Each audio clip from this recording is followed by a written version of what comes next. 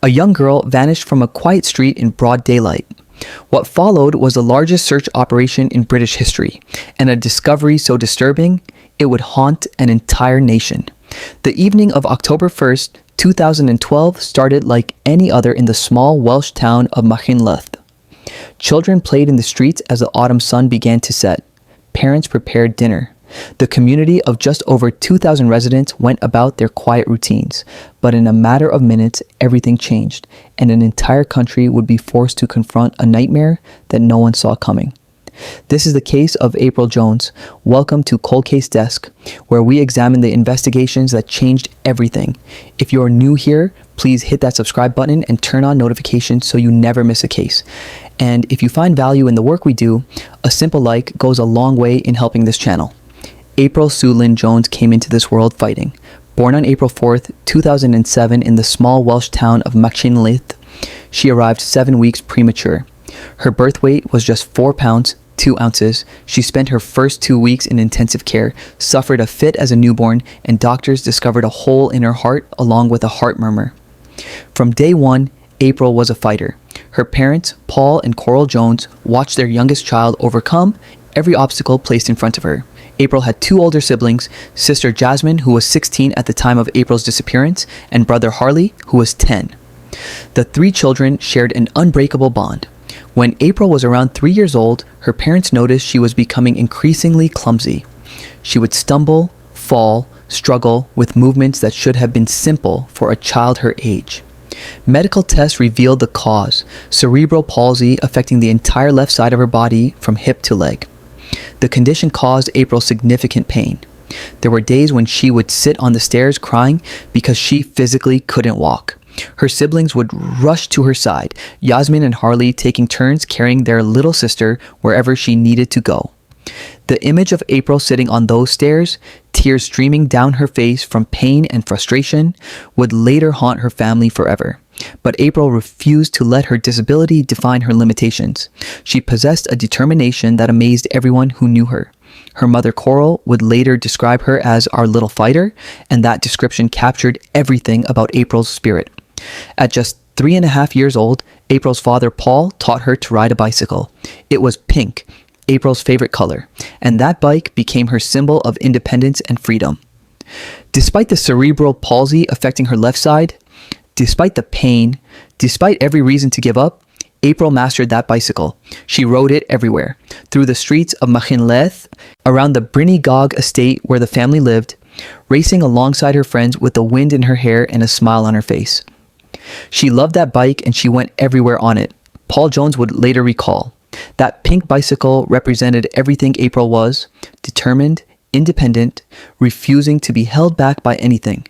Teachers at Ysgol Gynradd Machynlleth, the Welsh language primary school April attended, described her as a bright, happy-go-lucky little girl with a cheeky smile and an enormous appetite for life. She was sociable, making friends easily with other children. She was proud of her Welsh heritage and loved speaking the language she was learning at school. April's bedroom was a reflection of her personality. Painted entirely in pink, it was filled with teddy bears. She adored stuffed animals. She was fascinated by butterflies and shooting stars, often talking about them and pointing them out whenever she saw them. Her world was full of color, imagination, and joy. Her relationship with her siblings was particularly special. Harley and April were described by family as Tweedledum and Tweedledee, basically. They did everything together. Every morning, April would crawl across the bedroom floor to her sister Jasmine's bed, climbing up for a cuddle before the day began. These small rituals defined their family life. The Jones family lived on the Bryn Gog housing estate in Machynlleth. Paul worked locally. Coral focused on raising their 3 children and managing April's medical needs. Despite the challenges posed by April's cerebral palsy, the family had adapted. They had surmounted every obstacle together. In the autumn of 2012, the family was awaiting a special orthopedic suit designed to support April's growing bones. She was going to be a guinea pig for other children in this experimental treatment. The future looked hopeful. April was thriving at school, excelling in her swimming lessons, happy and loved. Monday, October 1st, 2012 started like any other day for the Jones family. April attended school as usual at Ysgol Gynradd Machynlleth. After school, she had her weekly swimming lesson at the local leisure center. CCTV footage captured her leaving the building at 5:40 in the evening, playful, her hair still wet from swimming, ready to go home. Paul Jones made April one of her favorite meals, spaghetti on toast, simple comfort food that she loved. The family settled in to watch Tangled, April's favorite Disney movie. It was a normal, peaceful Monday evening in a loving home. That evening, Paul and Coral had parents' evening scheduled at April's school. They left to hear about their daughter's progress, and when they returned, the news was wonderful. April's teachers gave her a glowing report. She was doing exceptionally well in her studies, behaving beautifully in class, making excellent progress. April was so proud, and as a reward for her hard work, her parents made a decision. They would let her go outside to play for an extra 15 minutes. Coral Jones hesitated. It was already getting dark outside. She had concerns about letting April out at that hour, even in their safe neighborhood. But April had earned this reward with her excellent schoolwork. The estate where they lived was quiet, safe, full of families they'd known for years. Children played outside there all the time. Coral gave permission, but with one firm instruction: stay close to home. Don't wander far. 15 minutes, that's all. April grabbed her beloved pink bicycle. She put on her purple knee-length coat with gray fur around the hood, her white school polo shirt, and black trousers. She was excited, happy, ready to play. At approximately 7 o'clock in the evening, April Jones left her house and rode her pink bicycle out into the gathering dusk of the Brinnygog estate. Her 7-year-old best friend was waiting for her outside. The two girls played together near some garages just meters from April's front door. It was the same place children had played safely for years. Parents watched from windows, neighbors knew each other. It was safe, or so everyone thought. What happened in the next 3 minutes would destroy the Jones family's lives forever. April and her friend played near the garages on the Brinnygog estate. They rode their bicycles, laughed, enjoyed those precious 15 minutes of playtime before darkness fully set in. Then a vehicle appeared, a gray Land Rover Discovery with a distinctive feature. It had left-hand drive, meaning the steering wheel was on the left side instead of the right like most British vehicles. This detail would later prove crucial. The vehicle pulled up alongside the two girls. April's friend would later provide testimony that would become the most critical evidence in the entire case. In a police video interview that would be played at trial, this 7-year-old witness described exactly what she saw. The driver of the vehicle was a man. He had dark hair and a beard. He stepped out of the Land Rover and approached April. The two appeared to talk briefly. Then something happened that, to a 7-year-old observer, seemed strange but not necessarily threatening at the time. The man helped April climb into the vehicle. Because of April's cerebral palsy, she needed assistance getting into tall vehicles like Land Rovers. Her disability made it difficult for her to climb up on her own. So when this man physically helped lift her into his vehicle, it would have seemed like a natural, helpful gesture. April's friend clearly remembered that April was not crying. She was not struggling. She appeared happy. She was smiling. April got into what looked like the driver's side of the vehicle, though of course, because this was a left-hand drive vehicle, she was actually getting into the passenger side. To a British child who had only ever seen right-hand drive cars, it looked like April was climbing into the driver's seat. The man got back into the vehicle, and then the gray Land Rover drove away, carrying April Jones with it. It was 7:15 in the evening. At 7:15 precisely, CCTV cameras at Tuffin's garage on the edge of Machineleth captured footage of Bridger's gray Land Rover Discovery heading out of town, away from the residential areas toward the rural roads that led into the mountains and forests. A witness named Keith Standing was refueling his vehicle at that exact moment. He noticed the Land Rover because something about it caught his attention. It was driving faster than normal for that area, and it was making a strange, bad clunking noise, mechanical and wrong sounding. By 7:20 in the evening, CCTV cameras at the War Memorial on the outskirts of Machineleth captured the Land Rover again. April Jones was inside that vehicle, and she would never be seen alive again. Back on the Brinnygog estate, Coral Jones was starting to worry. The 15 minutes were up. It was getting darker. She wanted April back inside. Coral sent her son Harley outside to collect his little sister and bring her home. Harley, 10 years old, went out to find April and her friend. Minutes later, Harley came running back home in what his mother would later describe as a hysterical state. He was panicked, breathless, barely able to speak through his tears and shock. When Coral managed to calm him enough to speak, Harley told her what April's friend had just told him. April had gotten into a car with a man, and they had driven away. The words hit Coral Jones like a physical blow. Her 5-year-old daughter, the little fighter who had overcome premature birth and cerebral palsy, who loved her pink bicycle and butterflies and shooting stars, her baby girl was gone. Coral ran outside. She searched everywhere she could think of. Around the estate, behind buildings, between parked cars, calling April's name over and over. She checked every possible place a child might hide or play. She looked in bins. She ran through neighbors' gardens. April was nowhere. A friend grabbed car keys and drove Coral around the surrounding streets, both of them desperately scanning for any sign of the purple coat, the pink bicycle, the little girl with the cheeky smile. Nothing. April had vanished. At 7:29 in the evening, just 29 minutes after April had left the house for her 15-minute play session, Coral Jones called 999. The emergency call would later be played in court. The raw terror in Coral's voice, the desperation, the mother's primal fear, it was almost unbearable to hear.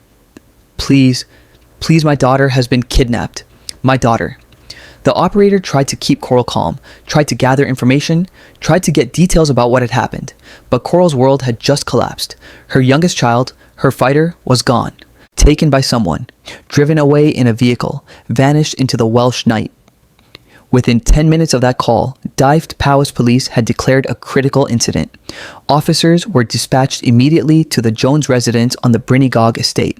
Detective units were mobilized. The first responding officers arrived and quickly interviewed April's 7-year-old friend, who provided the crucial description of the vehicle and the man. A gray van or Land Rover, left-hand drive, a man with dark hair and a beard.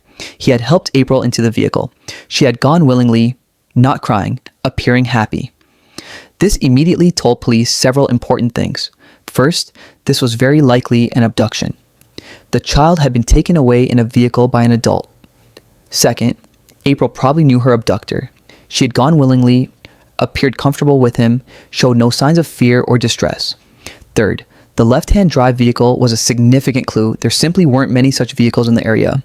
And fourth, and this was the most terrifying realization, whoever had taken April had approximately a 15 to 20 minute head start. By the time police were called, the abductor could already be miles away, hidden in the vast network of mountain roads and forest tracks that surrounded Machynlleth. Police immediately issued an alert with all the information they had. Description of the vehicle, description of the suspect, description of April. 5 years old, purple coat with gray fur hood, white polo shirt, black trousers, pink bicycle. The alert went out across all police channels in Wales and England.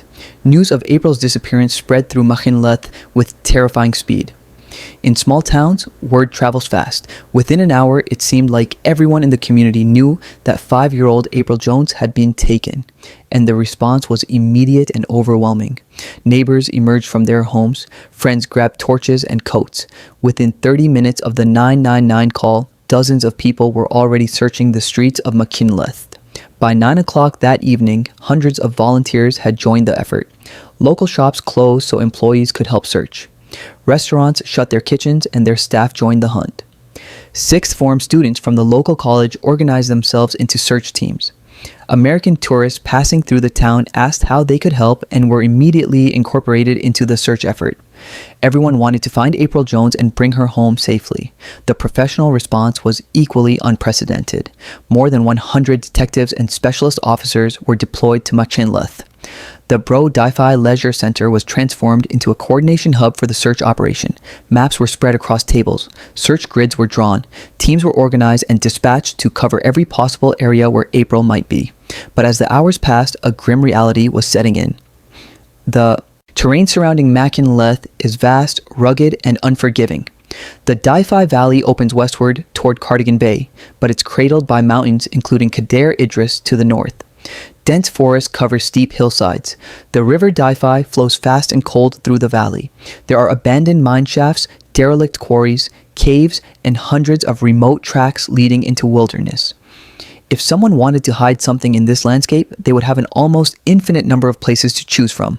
And whoever had taken April had specialist knowledge of exactly that kind of terrain. By midnight on October 1st, search teams had covered every street in Machynlleth itself. The focus shifted to the surrounding countryside, but the conditions were deteriorating rapidly. Heavy rain began to fall, turning the ground muddy and treacherous. The temperature dropped. Complete darkness made it nearly impossible to see anything beyond the beams of torches and searchlights. Still, no one stopped searching.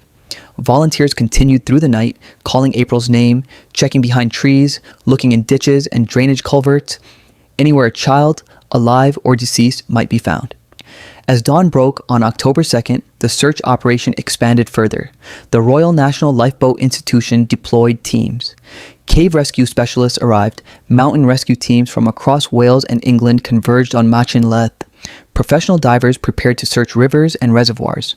Police set up roadblocks on major routes out of the area. Missing person alerts were distributed throughout Wales and across the English border. April's photograph appeared on every news broadcast in Britain. The phone lines at Dyfed Powys Police Headquarters were overwhelmed with calls from the public. Tips flooded in from across the country. Most led nowhere. People reported seeing children matching April's description dozens of miles away. They reported suspicious vehicles, suspicious behavior, suspicious individuals.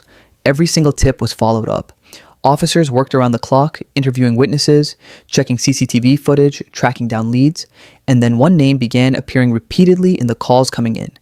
Multiple people were reporting the same name over and over: Mark Leonard Bridger.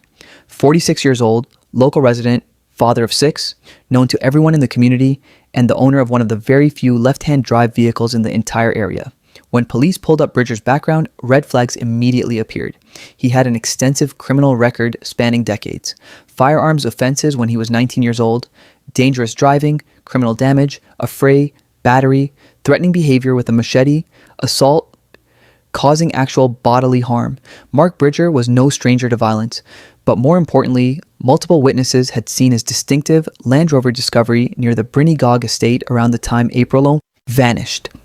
And when word spread through Machynlleth that police were looking for a left-hand drive vehicle, nearly everyone immediately thought of the same person.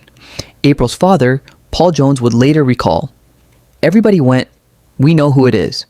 And I think 90% of the town probably knew who it was the minute they said left-hand drive. There simply weren't many such vehicles in the area, and everyone knew who drove one."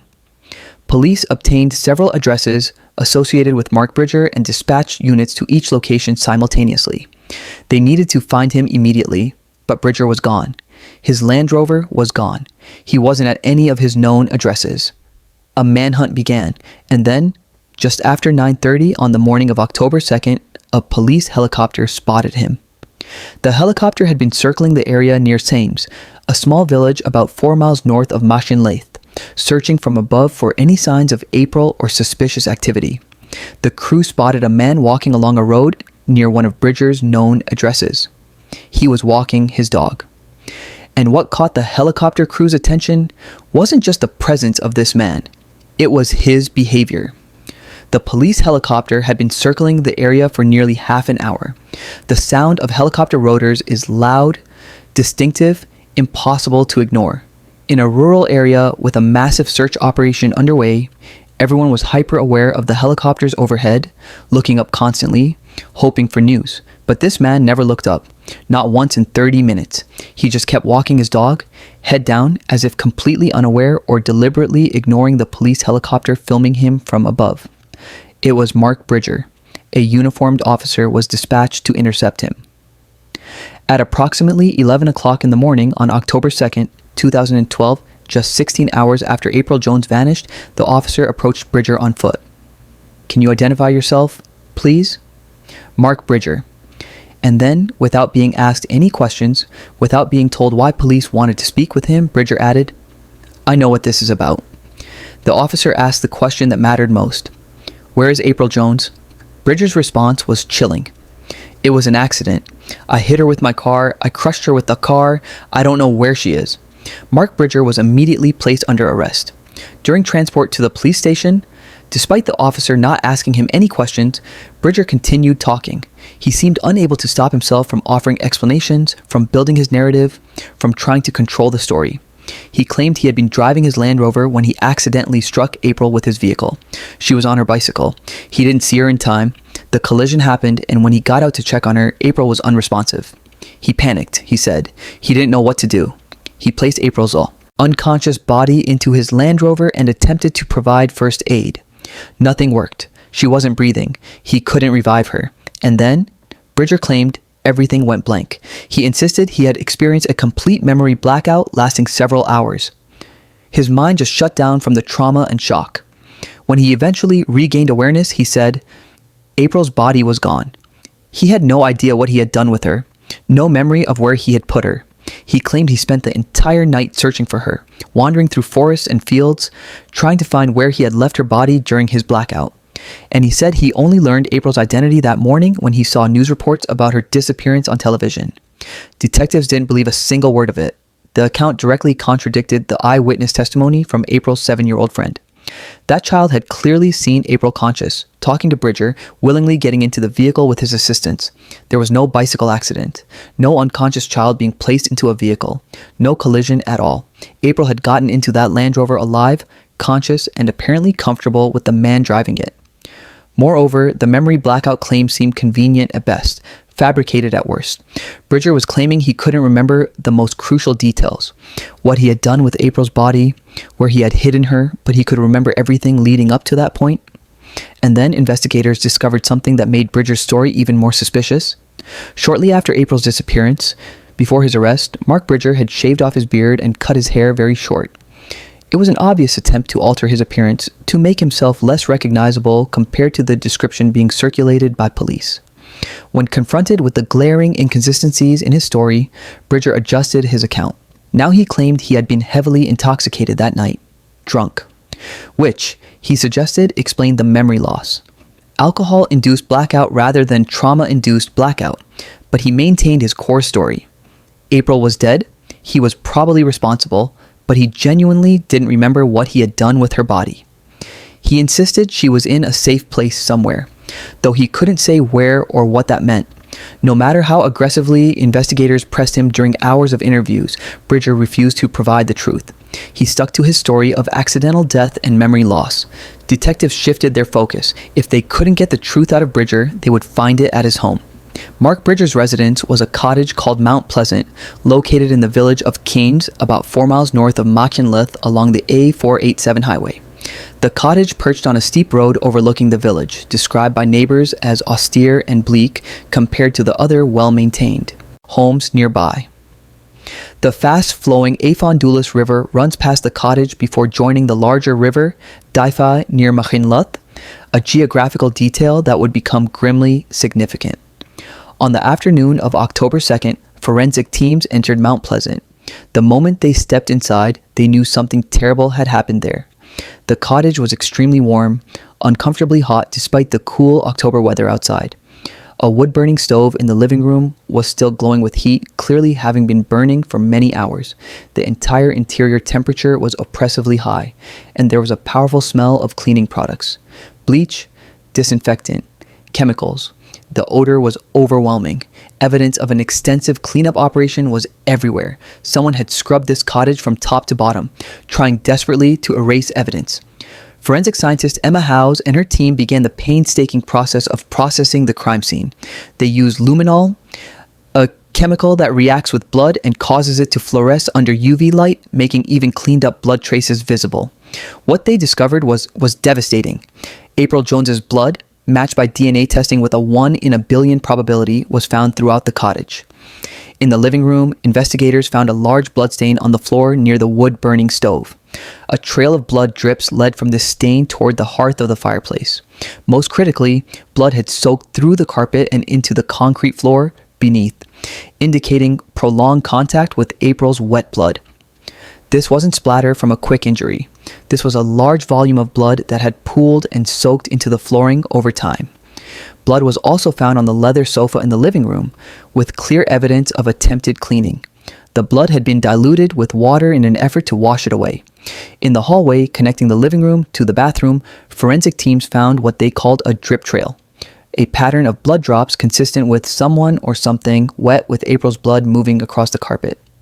In the bathroom, blood was discovered on the door, on tiles, on the shower curtain, and inside the washing machine door.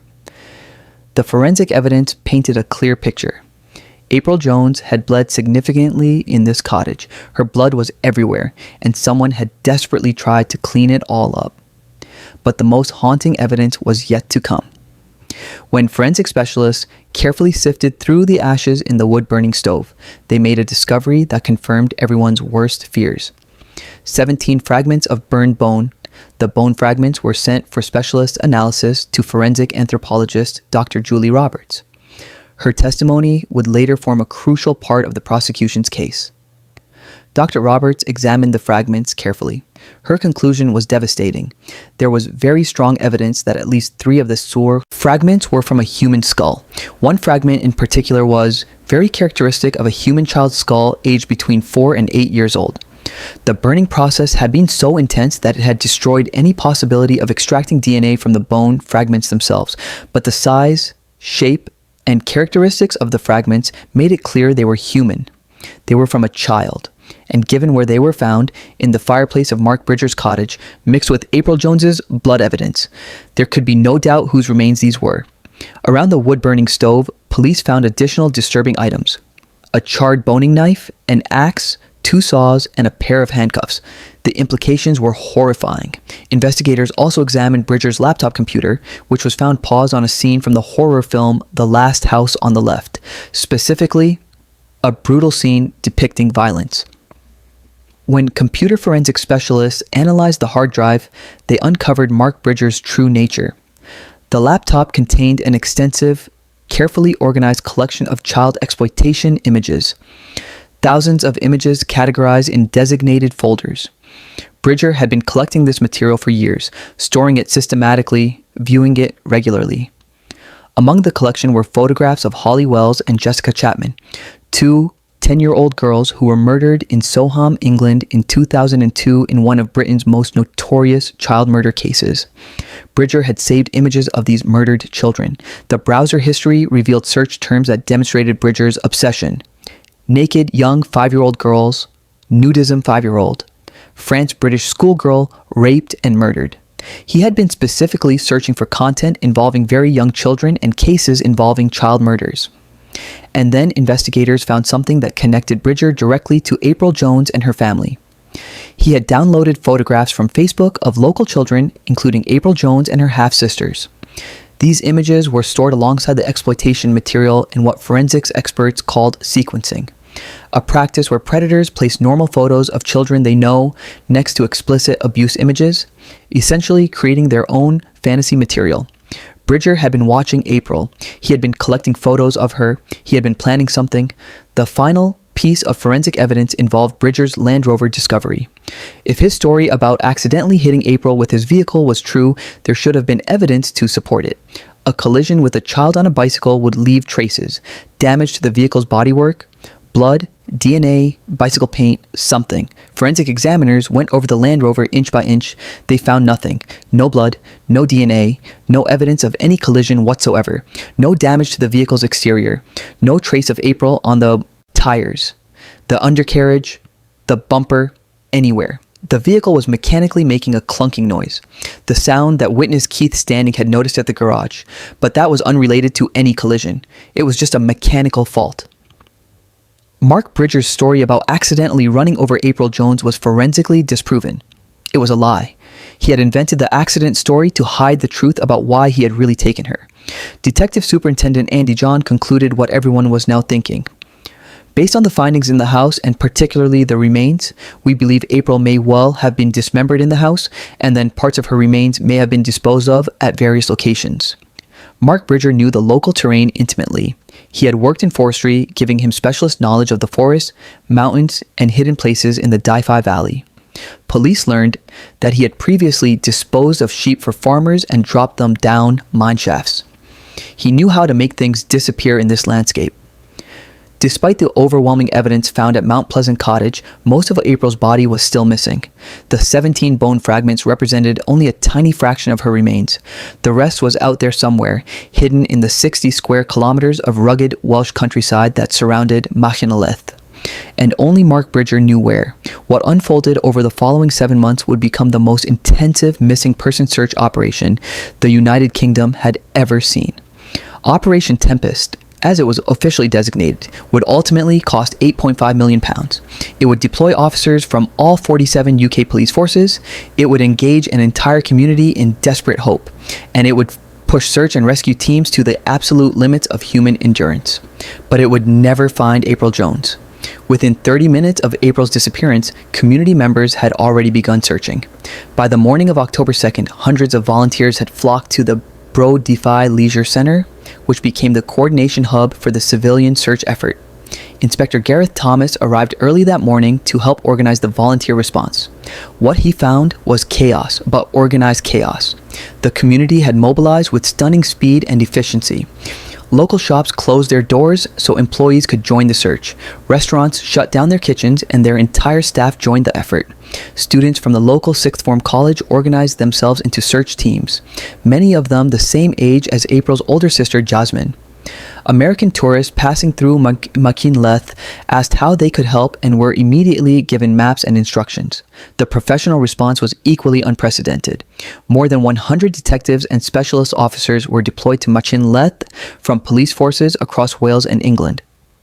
The Dyfed Powys Police led the operation, but resources poured in from everywhere. 24 mountain rescue teams answered the call, the largest deployment of mountain rescue personnel since the Lockerbie bombing in 1988. These teams contributed an estimated 9,250 volunteer man-hours over the course of the search. The Royal National Lifeboat Institution, normally focused on maritime rescue, deployed personnel and equipment. Cave rescue specialists arrived with the technical expertise to search the abandoned mines and caverns that dotted the landscape. Professional divers prepared to search rivers, lakes, and reservoirs. Kayakers volunteered to search the River Dyfi, tied to riverbanks with ropes for safety as they navigated the fast-flowing water. Specialist dog teams arrived with cadaver dogs trained to detect human remains. These dogs and their handlers would spend weeks combing through forests and fields, searching for any trace of April. The terrain they faced was unforgiving. The Dyfi Valley and surrounding area encompasses approximately 60 square kilometers of some of the most rugged landscape in Wales. Mountains rise sharply from the valley floor. Dense forests cover steep hillsides, so thick in places that sunlight barely penetrates to the ground. The River Dyfi flows fast and cold, swollen with autumn rains. Scattered throughout this landscape are derelict mines dating back to the Industrial Revolution, their shafts unmarked and dangerous. Abandoned quarries create sheer drops hidden by vegetation. Caves and caverns form natural hiding places. Hundreds of remote tracks and logging roads lead into wilderness areas that few people ever visit. If someone with detailed knowledge of this terrain wanted to hide something, they would have an almost infinite number of places to choose from. And Mark Bridger, with his years of forestry work in these exact hills, had that knowledge. The search teams faced constant challenges. Officers sustained injuries every couple of days in the forestry, twisted ankles, cuts from brambles and undergrowth, exhaustion from climbing steep slopes in difficult conditions. The weather compounded every difficulty.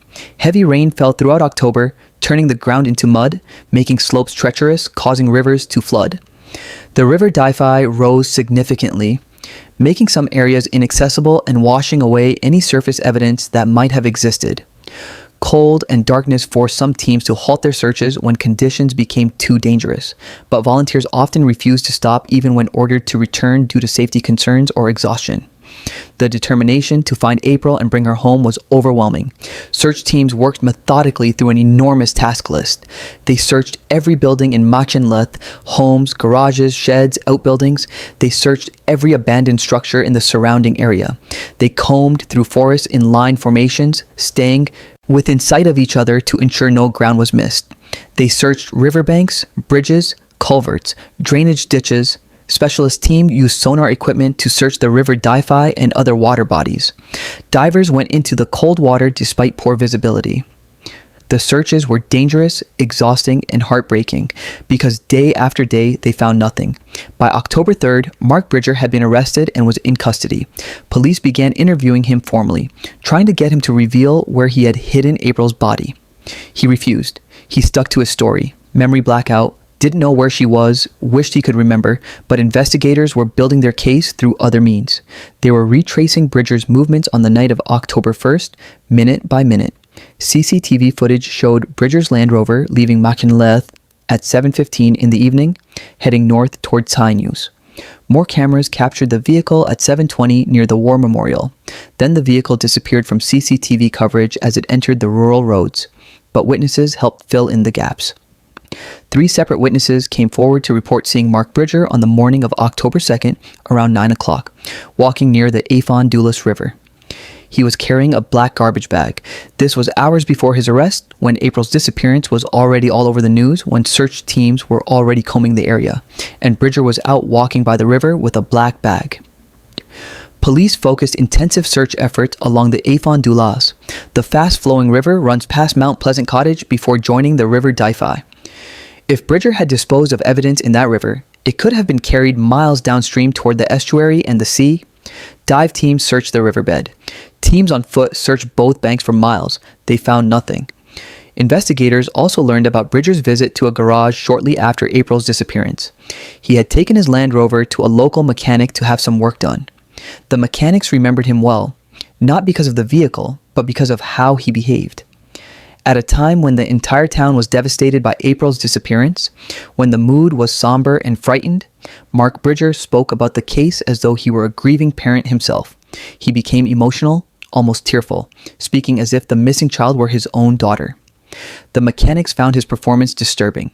It was theatrical, over the top, inappropriate. Something about it felt deeply wrong. This kind of behavior is sometimes seen in criminals who insert themselves into the investigation of their own crimes. They want to be part of the story, to control the narrative, to know what investigators know. Bridger was doing all of that. As days turned into weeks, the search operation continued without let-up. Police issued repeated public appeals asking anyone who had seen Bridger or his Land Rover on October 1st to come forward. They needed to know everywhere he had gone that night, everywhere he might have stopped, any location where he might have hidden evidence. Tips continued to pour in. Most led nowhere, but investigators followed every single one, no matter how unlikely it seemed. The community refused to give up hope. Fundraisers were organized to support the search effort. Local businesses donated food, equipment, supplies. Pink ribbons, April's favorite color, appeared on gates, railings, lampposts throughout Machinleth and beyond. The clock tower at the center of town was lit pink. The symbol of hope spread across Wales and even internationally. 1 week after April's disappearance, on October 8th, a vigil was held in Machinleth. Over 700 people participated in a silent procession through the town. Pink balloons, lanterns, and candles were released. Similar vigils were held in Aberystwyth, Tywyn, Blackpool, and as far away as Australia and New Zealand. The world was watching. The case had captured international attention, but behind the scenes, police were coming to a devastating conclusion. The forensic evidence from Mount Pleasant Cottage told a clear story. April had died there. Her blood throughout the living room, hallway, and bathroom indicated she had been seriously harmed in that location. The bone fragments in the fireplace were almost certainly hers. The cleanup operation showed consciousness of guilt, and Mark Bridger's computer revealed his true motivation. This wasn't an accident. This was a predator who had been obsessing over young children for years, collecting images of child victims, searching for content about child murders. He had taken April Jones for a sexually motivated purpose. Realizing that April's body might never be fully recovered, prosecutors made a difficult decision. On October 6th, 2012, just 5 days after April's disappearance, Mark Leonard Bridger was formally charged with murder, abduction, and attempting to pervert the course of justice. The evidence was overwhelming. They would proceed with the prosecution even without recovering April's complete remains.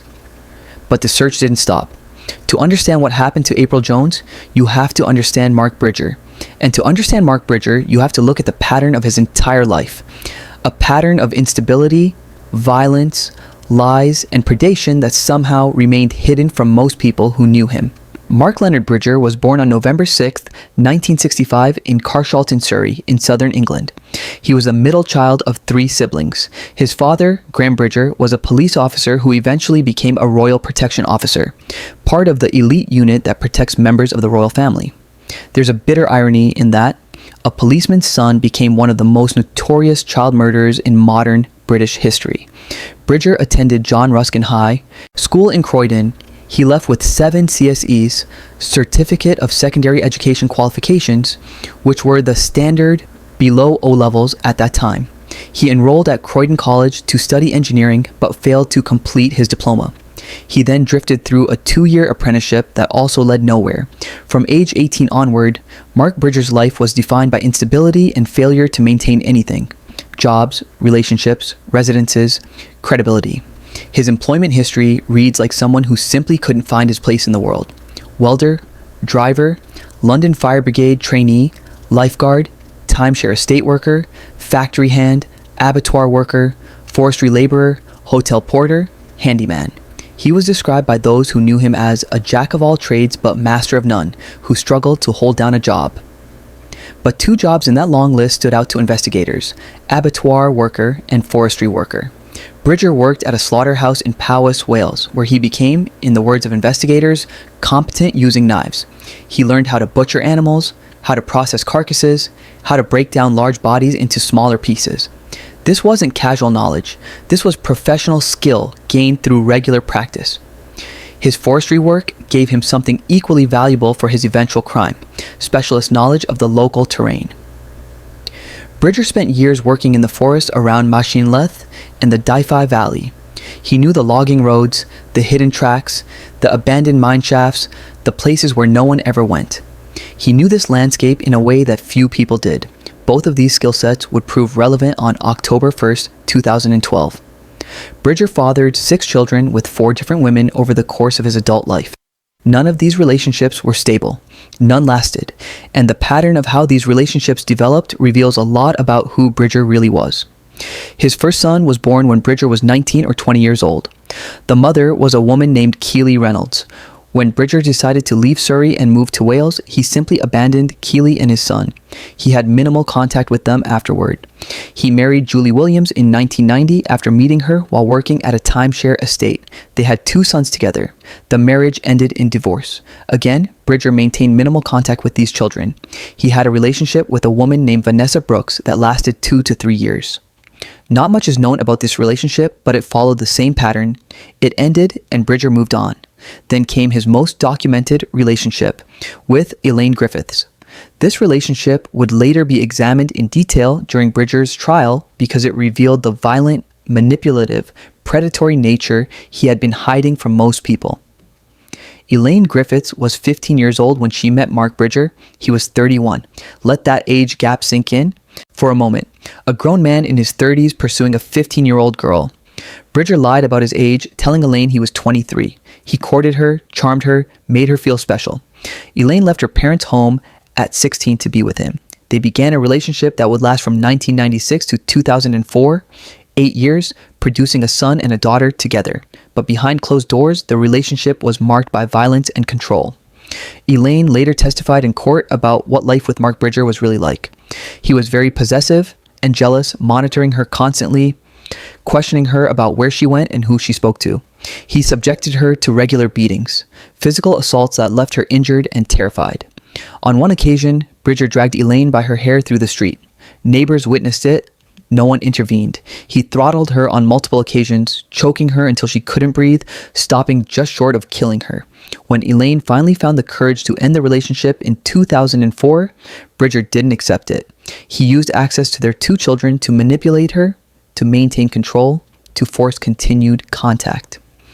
It was psychological torture that lasted years beyond the relationship's end. There was another significant connection between Elaine's family and April Jones's family. Elaine's sister, Karen, had previously dated Paul Jones, April's father. Karen and Paul had 2 children together, making April the half-sister of these children. So Mark Bridger had effectively been in a relationship with one sister, while Paul Jones had been with another sister. The families were intertwined through these connections. Bridger knew of the Jones family. He had seen April at school events because 2 of his own children attended the same primary school. April wasn't a stranger to Mark Bridger. He had been watching her for months. Bridger's criminal record stretched back to his teenage years and revealed a pattern of impulsive, aggressive behavior. Firearms offenses at age 19. Dangerous driving. Criminal damage. Affray. Participating in violent public disorder. Battery, the legal term for physical assault. Threatening behavior with a machete. Assault causing actual bodily harm. This was not someone with just 1 or 2 youthful mistakes on his record. This was someone with a consistent pattern of violence and reckless disregard for law and others' safety. But here's what's significant. Mark Bridger had no prior convictions for sexual offenses or child pornography. Nothing in his official record suggested he was a danger to children. The darkness within him had remained hidden from authorities. To most people in Machynlleth, Mark Bridger was just a local character. He cultivated a particular persona in the community. Friendly, gregarious, always ready with a story about his supposed adventures. He claimed to have been ex-SAS, the British Special Forces. He said he had trained in Burma. He told people he had fought as a mercenary in Angola, Afghanistan, and Cuba. He presented himself as a man with a dangerous, exciting past. The Ministry of Defense later confirmed that Mark Bridger had never served in the military in any capacity. Every word of his military background was fabricated, but people believed him because he told these stories with such conviction. He was charismatic. He was everyone's friend, in the words of locals. People played badminton with him.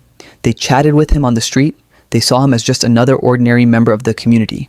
He was Facebook friends with Coral Jones, April's mother. His children attended school with April. He showed up at school events, parents' evenings, community gatherings. He was part of the fabric of Machynlleth life. No one knew what was on his laptop. When computer forensic specialists analyzed Bridger's hard drive, they uncovered a secret life that had been running parallel to his public persona. The laptop contained an extensive collection of child exploitation images. Not just a few images stumbled upon accidentally, an extensive, carefully organized collection. Thousands of images stored in designated folders, categorized by type and content. This was the work of someone who had been actively seeking out, downloading, organizing, and consuming this material for years. Among the collection were photographs of Holly Wells and Jessica Chapman, the two 10-year-old girls who were murdered by school caretaker Ian Huntley in Soham, England in August 2002. That case had horrified Britain. The images of these two girls in their matching Manchester United jerseys, smiling and innocent before they were killed, had been seared into the national consciousness. Mark Bridger had saved those images. His browser history revealed his search patterns and interests. He had searched for terms including naked young 5-year-old girls, nudism 5-year-old, France-British schoolgirl, raped and murdered. He was specifically interested in very young children, April's age, and he was interested in cases involving murdered children. But perhaps most disturbing was what investigators found involving local children. Bridger had downloaded photographs from Facebook of children in the Machynlleth area. These were normal, innocent photos posted by parents and families. Children at birthday parties, at school events, playing in gardens. He had saved photos of April Jones. He had saved photos of April's half-sisters. These images were stored alongside the exploitation material in a practice that forensic psychologists call sequencing. Predators do this to create their own fantasy material, placing normal photos of children they know next to explicit abuse images, essentially building a collection that feeds their obsessions. Mark Bridger had been watching April Jones. He had been collecting her images. He had been planning something. There was one more detail that emerged during the investigation into Bridger's behavior on October 1st, 2012, the day April disappeared. That evening, before April went outside to play, both Bridger and the Jones family were at the primary school for parents' evening. Bridger had children who attended the school. So did the Joneses. They were all at the same event. The head teacher later testified that she noticed something unusual about Mark Bridger's behavior that evening. He was leaning against the doorframe of the school office in a way she found strange, and she saw him talking to a teenage girl in a manner she later described as sinister. Bridger left the parents' evening early. Immediately after leaving the school, at approximately 6:30 in the evening, witnesses saw Bridger stop his Land Rover beside two young girls aged 8 and 10 who were riding their bicycles. He rolled down the window and invited one of the girls, who was friends with his daughter, to a sleepover at his house. The girl declined. Bridger drove off. 30 minutes later, he encountered April Jones and her friend on the Brinnygog estate. The pattern is clear. Mark Bridger left parents' evening with a specific purpose. He was hunting. He tried to lure one girl to his home with an invitation to a sleepover. When that failed, he continued searching until he found April Jones. Computer forensics revealed one more chilling detail about Bridger's state of mind that day. On the afternoon of October 1st, just hours before April disappeared, Bridger had sent messages to 3 different women asking to meet up. All 3 declined. After being rejected, he opened his laptop and viewed material from his collection of exploitation images, and then he got in his Land Rover and drove to the Brinnygog estate. The trial of Mark Leonard Bridger began on April 29th, 2013, at Mold Crown Court in Flintshire, Wales. The case was heard before Mr. Justice Griffith Williams, a senior Welsh judge. The prosecution was led by Elwyn Evans QC. Due to the high-profile nature of the case and the intense media interest, security was extremely tight. The courtroom was fitted with enhanced facilities to accommodate the large number of journalists covering the trial. Family members of both April Jones and Mark Bridger were present throughout. The prosecution's case was methodical and devastating. Elwyn Evans QC laid out the evidence piece by piece, building a narrative that was impossible to refute. Bridger had abducted April Jones for a sexually motivated purpose. He had murdered her, and then he had played a cruel game with investigators, fabricating a story about an accidental collision to hide the sexual nature of his crime. The prosecution called numerous witnesses over the weeks of trial. April's 7-year-old friend gave evidence via video link, a child witness who was described by the prosecution as the most impressive of witnesses. Despite her age, despite the trauma of what she had witnessed, this little girl provided clear, consistent testimony about what she saw. She described April getting into Bridger's Land Rover willingly, smiling with a happy face. She described Bridger helping April climb into the vehicle. She described the vehicle driving away. Her testimony directly contradicted Bridger's claim of accidentally running April over. April had been conscious, happy, and willing. There was no accident. Forensic scientist Emma Howes testified about the blood evidence found throughout Mount Pleasant Cottage. She explained the blood pooling in the living room, the trail of drips, the blood that had soaked through carpet into concrete. She explained what this pattern of evidence meant. April had bled significantly in that location, her blood remaining in contact with the floor for an extended period. Dr. Julie Roberts, the forensic anthropologist, testified about the 17 bone fragments found in the fireplace. She explained the characteristics that identified them as human, from a child, consistent with April's age. She explained that the burning had been intense enough to destroy DNA, but not intense enough to destroy the bone completely. Computer forensic specialists testified about what they found on Bridger's laptop. The court heard about the extensive collection of exploitation images, the searches for content involving very young girls, the images of murdered children, the photos of April Jones downloaded from Facebook. The defense faced an almost impossible task. The evidence against Mark Bridger was overwhelming and indisputable. Their strategy focused on one thing: trying to avoid a murder conviction by claiming Bridger's story about an accidental death might have some credibility, even if the details were confused or wrong. Mark Bridger took the stand in his own defense. It was a risky decision, but perhaps his only chance to try to convince the jury that he hadn't intentionally killed April. His voice broke as he took the oath. He appeared emotional, upset, playing the role of someone devastated by what had happened. He told his story again: the claimed accident, the panic, the memory blackout. He maintained that he genuinely couldn't remember what he had done with April's body. He expressed wishes that he could remember, that he could tell her family where she was. "I just wish I knew what I had done with her, where I have put her," he told the court, his voice filled with apparent anguish. "I wouldn't have dumped her. She is a human being." During cross-examination, the prosecution tore his story apart. How did he explain the eyewitness testimony from April's friend, who saw April conscious and happy? Bridger had no good answer. He suggested the child must have been confused or mistaken. How did he explain the complete absence of any collision evidence on his Land Rover? No damage, no blood, no trace of impact? Bridger stumbled through explanations that made no sense. How did he explain the extensive collection of child exploitation material on his computer? Bridger claimed he had downloaded it accidentally or out of curiosity. When pressed on the images of local children, including April, he had no coherent explanation. How did he explain the blood evidence throughout his cottage if this was just an accident? How did he explain the bone fragments in his fireplace? How did he explain the cleanup operation? To each question, Bridger either claimed memory loss or offered explanations that were transparently false. The prosecution's closing argument was powerful and clear. This was not an accident. This was a planned abduction of a vulnerable child by a predator who had been obsessing over children for years. Bridger had taken April to his cottage, assaulted her, murdered her, and then attempted to destroy the evidence by burning parts of her body and disposing of the rest in locations only he knew. The accident story was a lie, designed to conceal the sexual motivation behind the crime.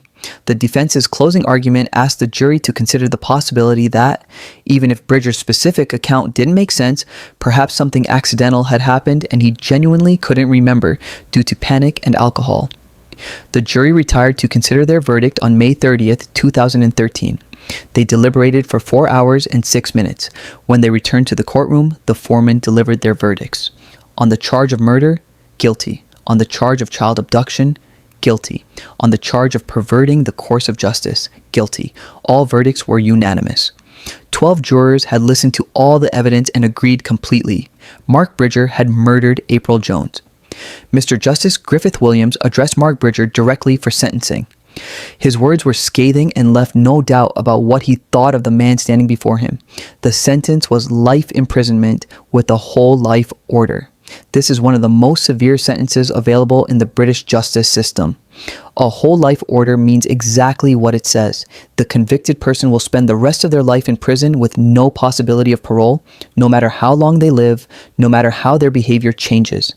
They will die in custody. Whole life orders are reserved for the most heinous offenders, serial killers, terrorists, the worst of the worst. At the time of Bridger's sentencing, he became only the 48th person in UK history to receive such a sentence.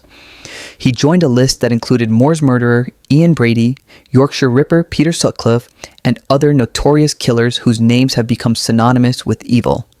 Mark Bridger was 47 years old at sentencing. He would never breathe free air again. April's family sat in the courtroom as the verdicts and sentence were delivered. Coral Jones wept. Paul Jones sat in stunned silence. Jasmine and Harley were there, having sat through weeks of testimony about what had happened to their little sister. Outside the courthouse, Coral Jones read a statement on behalf of the family. "We are pleased the jury has seen through the lies and that justice has been done for April. But there is no sense of joy today. We lost our beautiful daughter and no amount of justice will bring her back. April will always be in our hearts. She was our little fighter, and we will fight to keep her memory alive." The one thing the trial couldn't provide was the one thing the family wanted most, to know where April was, to be able to recover her remains fully and lay her to rest properly. Mark Bridger had refused to tell the truth about what he did with her body. Even with a whole life sentence, even with nothing left to lose, he maintained his claimed memory loss. Whether this was genuine, though nearly everyone believed it was not, or whether this was Bridger's final act of cruelty toward April's family, the result was the same. Most of April Jones was still missing, still hidden somewhere in the 60 square kilometers of Welsh countryside surrounding Machynlleth. Still lost, and Mark Bridger was the only person who knew where. Let me take you back to October 2012 to understand the sheer scale of what unfolded in the search for April Jones. Operation Tempest became the largest missing person search in modern British history. Not just in Wales, not just in recent years, in all of British history. Nothing before or since has matched the size, scope, duration, and cost of the effort to find one 5-year-old girl. The operation cost £8.5 million. To put that in perspective, that's roughly equivalent to $11 million at 2012 exchange rates. £8.5 million devoted entirely to finding April Jones and bringing her home to her family. Officers were deployed from all 47 police forces across the United Kingdom, England, Wales, Scotland, Northern Ireland. Every single force contributed personnel, equipment, or specialist resources to the search. But the operation wasn't just about professional police and rescue services. It was about a community and a nation that refused to accept that April was gone. Within 30 minutes of April's disappearance on October 1st, neighbors were already searching the streets of Machynlleth. Within hours, hundreds of volunteers had mobilized. Within days, thousands of people were involved in the effort. The Bro DeFi Leisure Center in Machynlleth became the coordination hub. Large tables were covered with maps of the DeFi Valley. Search grids were drawn and constantly updated. Teams were organized, briefed, equipped, and dispatched to cover assigned areas. Inspector Gareth Thomas, who helped coordinate the volunteer response, arrived on the morning of October 2nd to find what he described as bedlam. But organized bedlam. People were queuing to sign up to help. They wanted assignments. They wanted to do something, anything, to help find April. Local businesses shut their doors. Shop owners put up signs saying closed, searching for April, and joined the effort. Restaurants stopped serving customers, their entire staff leaving to search. The local waste collection service ground to a halt because every worker had left their roots to help. Students from the local sixth form college, teenagers around the same age as April's older sister Yasmin, organized themselves into search teams. Many of these young people searched for hours every day after school, refusing to give up. American tourists who happened to be passing through Machinleth during the first days of the search stopped their vacation and asked how they could help. They were given maps, assigned to teams, and spent days searching Welsh mountains instead of sightseeing. The professional response matched the civilian effort in its unprecedented scale. More than 100 detectives and specialist officers were deployed to Machinleth from forces across the UK. These weren't uniformed officers doing routine patrols. These were experienced detectives trained in serious crime investigation, brought in specifically for this case.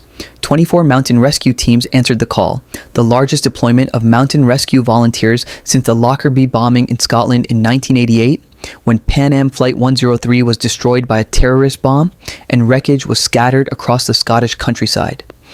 These mountain rescue teams contributed an estimated 9,250 volunteer man-hours over the months of the search. 9,250 hours of volunteers giving their time, their expertise, and their effort to find April Jones. The Royal National Lifeboat Institution, the RNLI, which normally focuses on maritime and coastal rescue, deployed personnel and equipment. They brought their specialist training in water searches and recovery operations. Cave rescue teams arrived from across Britain. The Dyfi Valley area contains numerous caves and abandoned mine shafts from centuries of mining operations. These caves required specialist equipment and training to search safely. Cave rescue volunteers descended into these dark, dangerous spaces looking for any trace of April. Professional divers prepared to search every water body in the area. The river Dyfi itself was the primary focus, but there were also streams, tributaries, ponds, reservoirs, and flooded quarries. Each required careful, systematic searching. Kayakers volunteered to search the river Dyfi from the water. This was incredibly dangerous. The Dyfi is a fast-flowing river, swollen with autumn rains in October. The kayakers were tied to riverbanks with safety ropes as they navigated the water, looking for any signs of April or evidence. Specialist dog teams arrived with cadaver dogs, animals trained specifically to detect the scent of human remains. These dogs and their handlers spent weeks working through forests, fields, and difficult terrain, following any scents that might lead to April. The terrain they all faced was brutally unforgiving. The Dyfi Valley and surrounding area is approximately 60 square kilometers. That's roughly 23 square miles of rugged Welsh landscape. To understand what that means, imagine an area about 5 miles wide and 5 miles long, but not flat suburban terrain. This is mountains, forests, rivers, and wilderness. Mountains rise sharply from the valley floor, their slopes covered in dense forestry. The forests are so thick in many places that sunlight barely reaches the ground even in daylight. The undergrowth is brambles, thorns, and vegetation that tears at clothing and skin. Visibility in these forests can be reduced to just a few meters. The river Dyfi flows fast and cold through the valley. In October 2012, heavy rains caused the river to rise significantly, becoming dangerous and washing away any potential surface evidence. The water was too murky for good visibility. The current was strong enough to move a body miles downstream. Scattered throughout the landscape are derelict mines from the Industrial Revolution era. Wales has a long history of mining. Slate, copper, lead, and other minerals were extracted from these hills for centuries.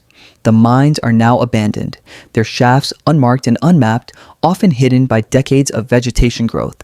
Some shafts drop hundreds of feet into darkness.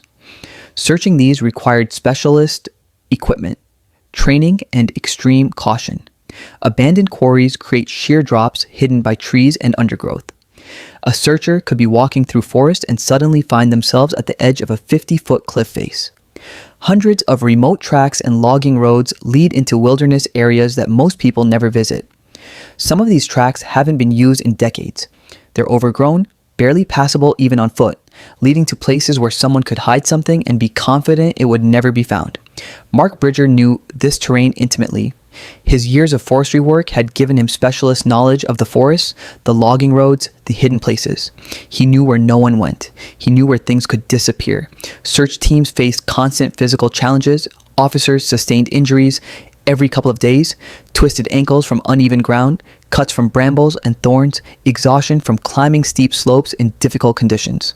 The weather made everything worse. October 2012 was particularly wet and cold. Heavy rain fell throughout the search period, turning the ground into thick mud, making slopes treacherous and exhausting to climb. Streams became torrents. The River Dyfi flooded parts of the valley. Darkness came early in October in Wales, reducing the available search hours each day. Some teams worked through the night using searchlights and torches, but the darkness and weather made it nearly impossible to search effectively. Cold and exhaustion forced some teams to halt when conditions became too dangerous to continue safely. But volunteers often refused to stop even when ordered to for their own safety. The determination to find April was overwhelming. The search was methodical and comprehensive. Every building in Machynlleth was searched. Over 1,000 structures, including homes, garages, sheds, outbuildings, commercial premises. Officers knocked on doors asking permission to search properties. Almost everyone agreed immediately. Those who initially declined were subjected to scrutiny and follow-up investigations. Every abandoned structure in the surrounding area was searched. Derelict farmhouses, old barns, abandoned industrial buildings, anywhere a child could be hidden, voluntarily or otherwise. Forest searches were conducted in line formations. Teams of searchers spread out, staying within sight of each other, moving slowly through the undergrowth. This ensured that no ground was left unsearched, but it was painstakingly slow work. 60 square kilometers of forest searched meter by meter. Riverbanks were searched for miles in both directions from Machynlleth. Teams walked both banks of the River Dyfi, checking under bridges, in culverts, anywhere evidence could have been deposited or washed up. Sonar equipment was used to search the riverbed and other water bodies. This technology uses sound waves to create images of what's below the water surface, detecting objects that might be bodies or evidence. Divers went into the water despite the cold, the poor visibility, and the danger. They searched the Dyfi, its tributaries, flooded quarries, anywhere April might be. Mine shafts were systematically identified and searched. This was incredibly dangerous work. The shafts were unstable, often partially collapsed, filled with water, extending down into darkness. Specialist teams descended into these shafts using ropes and climbing equipment. Police learned that Bridger had previously helped local farmers dispose of dead sheep by throwing them down mine shafts. This knowledge made the mine shafts a priority in the search. If he knew how to dispose of animal carcasses this way, he might have done the same with April's remains. 609 separate locations were searched, 609 different sites where evidence might be hidden. Each site was documented, searched thoroughly, and cleared. The total area covered was approximately 32 square kilometers, about 12 square miles of intensive, detailed searching. This doesn't include the broader areas that were searched less intensively or the aerial surveillance that covered even more ground. And despite all of this effort, despite £8.5 million, despite thousands of volunteers and hundreds of professionals, despite months of searching, they found nothing beyond the 17 bone fragments at Mount Pleasant Cottage. Most of April Jones remained missing. In the days following April's disappearance, her mother, Coral Jones, made a simple request to the media and to the community. Wear pink ribbons. Pink was April's favorite color.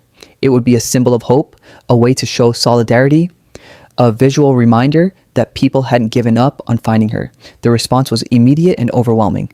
Within hours, pink ribbons appeared on gates, railings, lampposts, and doorways throughout Machynlleth.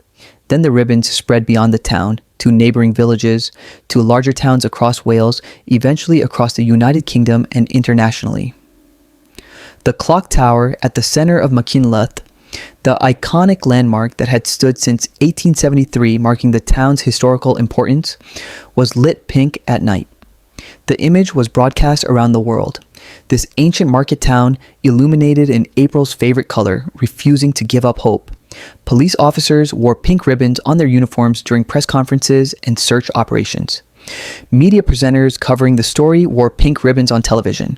The symbol became synonymous with April's case, but the ribbons represented more than just hope. They represented a community coming together in the face of unimaginable tragedy. 1 week after April's disappearance, on October 8th, 2012, a vigil was organized in Machynlleth.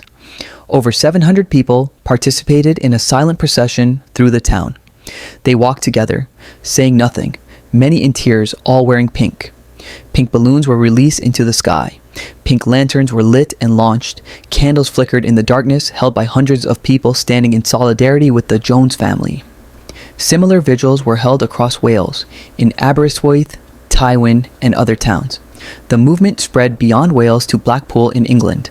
And incredibly, vigils were held in Australia and New Zealand, thousands of miles away, by people who had never met April or her family but were moved by the story and wanted to show support. The pink ribbon became a global symbol. Local businesses organized fundraisers to support the search effort and the Jones family. Money was raised to help with costs associated with the search, to support volunteers who were taking time off work to search, to help with anything that might be needed. Restaurants donated food to feed the hundreds of volunteers. Coffee shops provided free drinks to searchers. Equipment suppliers donated flashlights, warm clothing, and gear. The Center for Alternative Technology, a major local institution focused on sustainability and ecotechnology, made their facilities available to support the search effort. Schools organized collection drives. Churches held prayer services.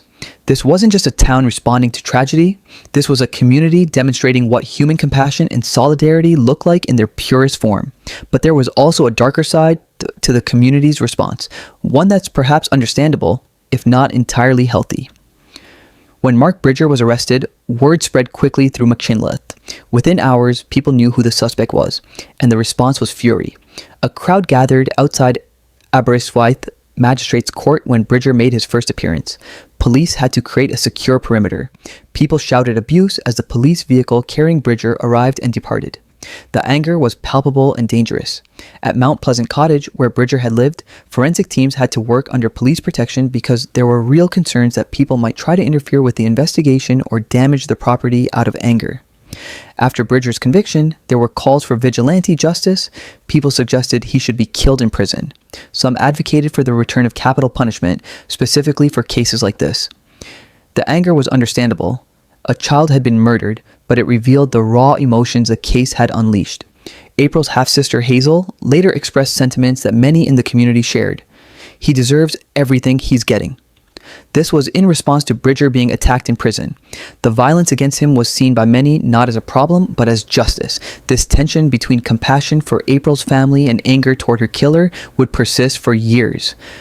As weeks turned into months, the reality began to set in. April's body might never be found. The massive search operation, despite its unprecedented scale and effort, was not producing results. On September 26, 2013, nearly 11 months after April's disappearance, her family held a funeral service at St. Peter's Church in Machynlleth. The scene was heartbreaking and beautiful at the same time. A white coffin, specially made to be tiny enough for the few remains that had been recovered, was carried in a white and glass hearse drawn by two white horses. The horses wore pink feather plumes on their heads, again April's favorite color. Hundreds of mourners attended, all wearing pink as the family had requested. The church was filled to capacity. People lined the streets as the procession passed. Many were crying. Some had traveled hundreds of miles to attend, even though they'd never met April or her family. The coffin contained only the 17 bone fragments recovered from Bridger's fireplace. 17 tiny pieces of bone representing all that remained of a vibrant, determined 5-year-old girl who loved her pink bicycle and dreamed of butterflies and shooting stars. April's family placed some of her favorite belongings in the coffin alongside the remains. Her teddy bears, toys, things she had loved. It was an attempt to make the burial more complete, to give her the things that had brought her joy in life. The service was conducted in both English and Welsh, honoring April's pride in her Welsh heritage and the bilingual nature of her community. Coral Jones spoke briefly, her voice breaking. She described April as our little fighter and promised that they would fight to keep her memory alive. Paul Jones stood silently, unable to speak through his tears. Jasmine and Harley, now young adults forced to grow up far too fast, supported their parents. After the service, April was buried in the churchyard at St. Peter's, just a short distance from where she had been last seen alive on the Brinnygog estate. The proximity was both comforting and painful. She was home, in a sense, but in a way no one had ever wanted. The community that had searched for April for months, that had worn pink ribbons and released balloons and held vigils, now had to accept the final reality. April was gone. Most of her body was still missing, hidden somewhere in the Welsh countryside, but the part of her that had been recovered could at least be laid to rest with dignity and love. In December 2014, April's headstone was finally installed at her grave. It was designed to reflect who she was, a child who loved certain things and found joy in simple wonders. The headstone is made of black granite, and it's partially shaped like a teddy bear, April's favorite toys. It features 2 verses in Welsh, the language April had been so proud to learn at school. One verse is about a butterfly. The other is about a shooting star. Both were things April had been fascinated by, things she used to talk about and point out whenever she saw them. Coral Jones described the headstone as April down to a T. She loved her teddies and was fascinated by butterflies and shooting stars. But there was still one piece of unfinished business for the community. Mount Pleasant Cottage, the cottage where April had been murdered, where her blood had soaked into the floors, where parts of her body had been burned in the fireplace. That building still stood. For the Jones family and for many in the community, its continued existence was a painful reminder of what had happened. In November 2014, the Welsh government made a decision. They purchased Mount Pleasant Cottage from its owner for £149,000. The stated purpose was to prevent the property from being sold to someone who might exploit its notoriety or turn it into some kind of morbid attraction. But everyone understood the real reason. The building needed to be destroyed. On a cold day in early December 2014, the demolition took place. April's family watched. Coral, Paul, Jasmine, and Harley stood at a distance as heavy machinery tore down the cottage brick by brick. The walls that had witnessed April's murder were reduced to rubble. The fireplace where her remains had been burned was smashed into pieces. Paul Jones later described the demolition as symbolic, a sort of closure, the end of a chapter. But it wasn't really closure. Closure would require knowing where April was. Closure would require being able to visit a complete grave, not just a few fragments in a coffin. Closure would require Mark Bridger finally telling the truth about what he did. None of those things would ever happen. The rubble from Mount Pleasant Cottage was cleared away. The land was eventually transformed into a memorial garden, a peaceful space dedicated to April's memory, replacing the horror of what the cottage had represented. Today, visitors to that spot find a beautiful garden with flowers, benches, and a plaque honoring April Jones. It's a place of reflection and remembrance. Children play nearby, as April once did on the streets of Machynlleth, but the peace of the garden couldn't erase what had happened there. Couldn't bring April back, couldn't fill the void in her family's lives. The community of Machynlleth received recognition for their response to the tragedy. They were awarded the First Minister's Special Award at the inaugural St. David's Awards, Wales's highest civilian honours. The citation praised the community's extraordinary response in the face of unimaginable tragedy. But awards couldn't heal the wounds. The Brinnygog estate, where children had once played freely in the streets, where April had ridden her pink bicycle with her friends, fell silent. Parents no longer felt safe letting their children play unsupervised. The innocence that had defined the community, the belief that everyone knew everyone and children were safe, had been shattered forever. Coral Jones would later state in a victim impact statement, "The estate is quiet now." Those 4 words captured everything that had changed. The laughter was gone. The children were gone from the streets. The trust was gone. The safety was gone. A predator had been living among them, masquerading as a friendly neighbor, watching their children, collecting their photos, planning his crime, and no one had known until it was too late. The pink ribbon that hangs on the railings at Machynlleth's clock tower, the symbol of hope from those desperate October days in 2012, remains there to this day. It's been replaced many times as weather damages it, or distressingly, as people have stolen it over the years. Each theft of that ribbon causes pain to April's family. It's not just a piece of fabric, it's a symbol of their daughter, their loss, their ongoing grief. Yet someone keeps putting a new pink ribbon back up, keeping April's memory visible in the heart of her town. More than 13 years later, Machynlleth still hasn't fully recovered. How could it? A piece of the community's soul died with April Jones on October 1st, 2012. After his conviction, Mark Bridger was sent to HMP Wakefield in Yorkshire, England, Wakefield is one of Britain's highest security prisons, a Category A facility that houses some of the country's most dangerous and notorious criminals. It's known in British media as Monster Mansion because of the number of high-profile killers, rapists, and terrorists held there. Ian Huntley, who murdered Holly Wells and Jessica Chapman in Soham, was held at Wakefield for a time. Charles Bronson, Britain's most famous violent prisoner, has spent years there. Robert Maudsley, who has killed 4 people, including 3 in prison, is held there in a glass cell. Mark Bridger joined this population of monsters. And almost immediately, he became a target. In prison culture, particularly in British prisons, there's a hierarchy of crimes.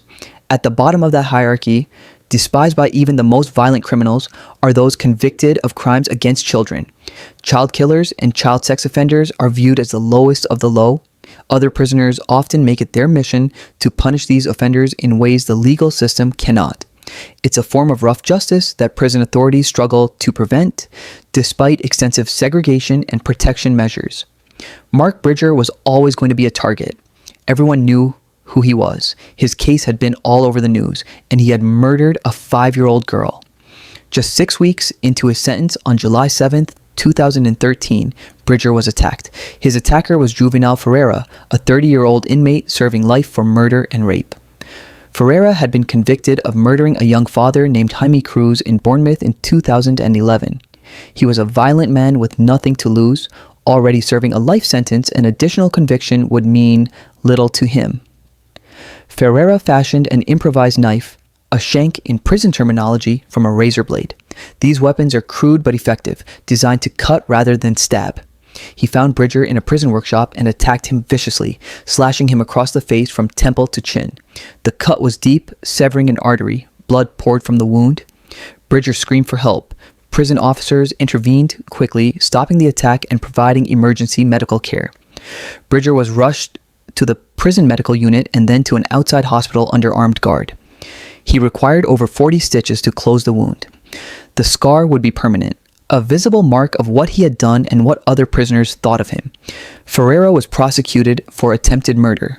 At his trial, his motivation became clear. He claimed he had attacked Bridger in an attempt to force him to reveal where he had hidden April Jones's body. He said he wanted to give April's family closure and peace. Whether this was his genuine motivation or whether he simply wanted to hurt a child killer is unclear. But the court convicted him of attempted murder and added a second life sentence to the one he was already serving. Bridger survived the attack but required extensive facial reconstruction.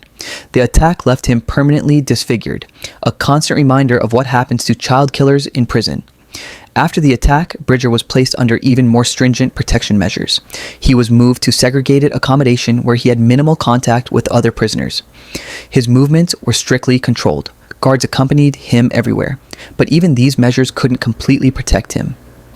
In July 2025, 12 years after the original attack, Bridger was assaulted again by another inmate at Wakefield. Details of this attack are more limited, but he sustained facial injuries that required medical treatment. April's half-sister Hazel responded to news of the attack with blunt words. "I think he's going to carry on getting hurt. He deserves everything he's getting." Many people share that sentiment. The violence against Bridger in prison is seen by April's family and many in the public as a form of justice that the legal system couldn't provide. He will never be released from prison, never experience freedom again, and his time inside will be marked by constant fear of the next attack. This is Mark Bridger's life now. Isolated, hated, disfigured, living in constant fear. Some might see this as appropriate justice for what he did. Others might see it as a failure of the prison system to protect even the most despised inmates. But beyond the violence and the punishment, there's another aspect to Bridger's time in prison that has caused ongoing pain to April's family: his continued refusal to reveal where he hid her body. After his conviction, there were attempts to extract this information from him through various means. Prison authorities tried questioning him, hoping that with time, he might reveal the truth. He didn't. The prison chaplain at HMP Manchester, where Bridger was initially held before transfer to Wakefield, reported that Bridger had confessed to him about disposing of April's body in the fast-flowing Afondulas River near his cottage. This confession was passed to police, who treated it seriously. If true, it meant April's remains had been carried downstream by the current, possibly all the way to the River Dyfi estuary and out to sea. This would explain why nothing had been found despite the massive search operation. But investigators had doubts. Bodies or remains placed in rivers in bags or containers typically surface at some point due to decomposition gases. The river Daifi and Afondulas had been searched extensively by dive teams and by teams on foot along the banks. Sonar had been used. Cadaver dogs had worked the riverbanks. Nothing had been found. Detectives believed Bridger was lying again, telling a story that would send searchers in the wrong direction while the truth remained hidden. They believed he had scattered April's remains across multiple locations in the countryside near his cottage. Places only he knew, places where she might never be found. Despite the chaplain's report, no new searches of the river were conducted. Resources had already been exhausted. Without more specific information or new evidence, there was nothing more that could be done. Mark Bridger continued to maintain that he didn't remember what he had done with April's body. Memory blackout, alcohol, panic. The same excuses he'd used at trial. Police repeatedly offered Bridger the opportunity to ease his conscience and give April's family peace by revealing the truth. He never took that opportunity.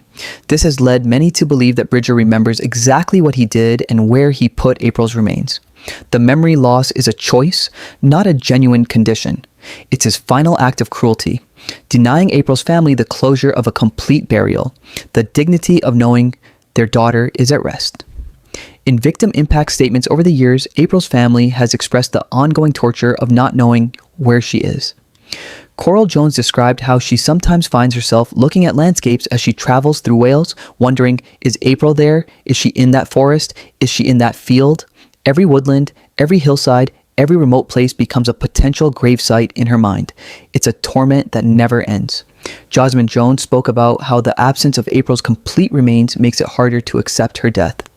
There's a psychological need for completion, for knowing where a loved one rests.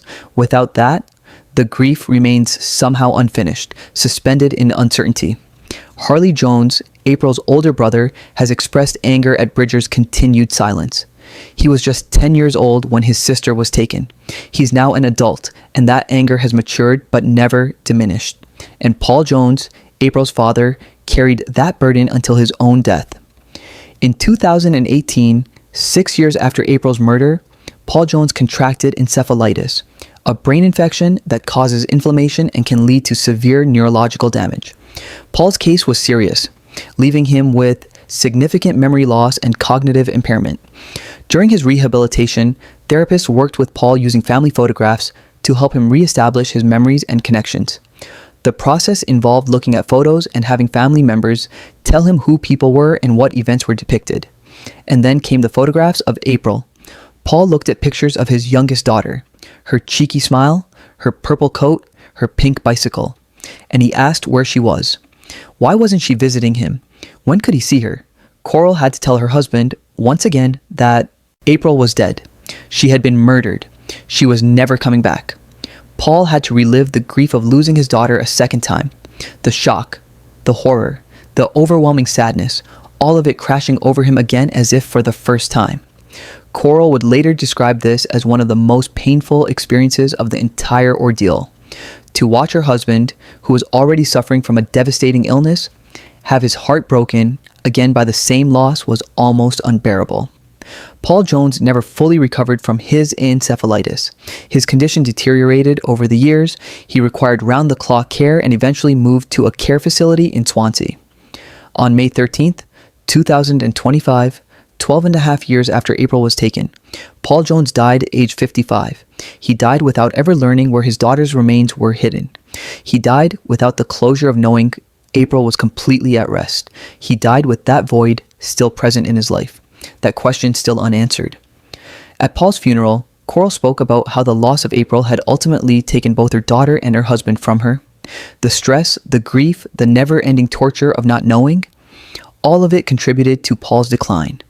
Mark Bridger had taken April Jones from her family on October 1st, 2012. And in many ways, he had taken Paul Jones too, just more slowly. Coral and Jasmine Jones continue to live with the absence of April and Paul. In a 2022 Channel 4 documentary about April's case, Coral spoke candidly about her struggle with depression in the years following April's murder. "I just didn't want to see anybody," she admitted. "I sank into a deep depression. I was barely functioning. The kids didn't have me as a mum properly. I feel guilty for that. Yasmin described the aftermath as devastating to the family structure. There was no home. There was a broken family. We were all just existing separately, unable to support each other because we were all drowning. By 2022, the family had begun to heal somewhat. Coral and Yasmin reported that their relationship was so much better than it was, that they were finally able to talk about April, to remember her with love rather than just pain. But the healing is incomplete. It will always be incomplete because April is still out there somewhere, hidden in the Welsh countryside, known only to the monster who put her there. Mark Bridger sits in a cell at HMP Wakefield, serving his whole life order. He's now 59 years old. He will likely spend another 20 or 30 years in prison, growing old behind bars, dying there eventually. He has one piece of information that could provide comfort to a grieving family, one truth that could give closure, one act of basic human decency he could perform, and he chooses not to, whether out of cruelty, out of a perverse desire to maintain some final control, or out of genuine memory loss. Though few believe that, Mark Bridger keeps his secret, and April Jones remains lost. In the months and years following April's murder and Mark Bridger's conviction, the Jones family faced a choice. They could retreat from public life, try to rebuild privately, focus solely on their own healing. Many families in their position would have made that choice, and no one would have blamed them. But Coral Jones made a different decision. She decided to take the devastating loss of her daughter and turn it into a force for change. She decided to fight for reforms that might prevent other families from experiencing what hers had endured. Thus began the campaign for what became known as April's Law. The campaign focused on three main objectives, all stemming directly from what happened to April and what was discovered about Mark Bridger. First, sex offenders should be registered for life regardless of the severity of their specific crime. The existing system allowed some offenders to eventually be removed from the sex offender register after a certain number of years. Coral and her supporters argued that anyone who had committed a sexual offense against a child should never be removed from monitoring because the risk they posed never truly disappeared. Second, internet search engines and platforms needed to do more to prevent the distribution and discovery of child exploitation material. Mark Bridger's computer had revealed his extensive collection of such material, downloaded over years. The campaign argued that tech companies had a responsibility to make this material much harder to find and to report those who searched for it to authorities. Third, sentences for possession of indecent images of children needed to be significantly harsher. The campaign argued that viewing such material wasn't a victimless crime. Every image represented a child who had been abused, and those who created demand for such material by consuming it were perpetuating the abuse. The campaign gained significant public support very quickly. A parliamentary petition was launched calling for these reforms. Under UK law, if a petition to Parliament receives 100,000 signatures, it must be considered for debate by members of Parliament. The threshold exists to ensure that the public can force Parliament to address issues of widespread concern. The April's Law petition gathered 127,296 signatures, far exceeding the required threshold. Major newspapers backed the campaign.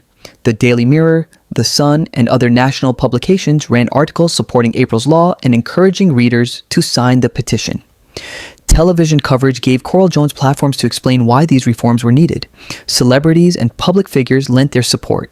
The campaign became one of the most visible child safety initiatives in Britain since the news of the Saadi World's Sarah's Law campaign in the early 2000s, which had been launched after the murder of 8-year-old Sarah Payne. There was tremendous goodwill toward the Jones family and desire to honor April's memory through meaningful change. The question was whether that goodwill would translate into actual legislative reform. In March 2017, 4.5 years after April's murder, the petition was debated in Parliament. The debate in Westminster Hall, one of the parliamentary debating chambers, brought together MPs from multiple parties to discuss the proposals. Several MPs spoke passionately in support of April's Law. Liz Saville Roberts, the MP for Dwyfor Meirionydd, which includes Machynlleth, spoke about the impact of April's murder on the local community and argued forcefully for the proposed reforms. She described how her constituents had been devastated by what happened and deserved to know that something positive would come from the tragedy. Other MPs raised specific concerns and proposals. Several called for legislation requiring convicted pedophiles to forfeit their digital devices, computers, tablets, phones, so they could be destroyed and couldn't be returned to use. The fact that Mark Bridger had been able to amass such an extensive collection of illegal material on his personal computer highlighted the need for this measure. Some argued for Helen's Law, named after Helen McCourt, who was murdered in 1988, but whose body was never recovered.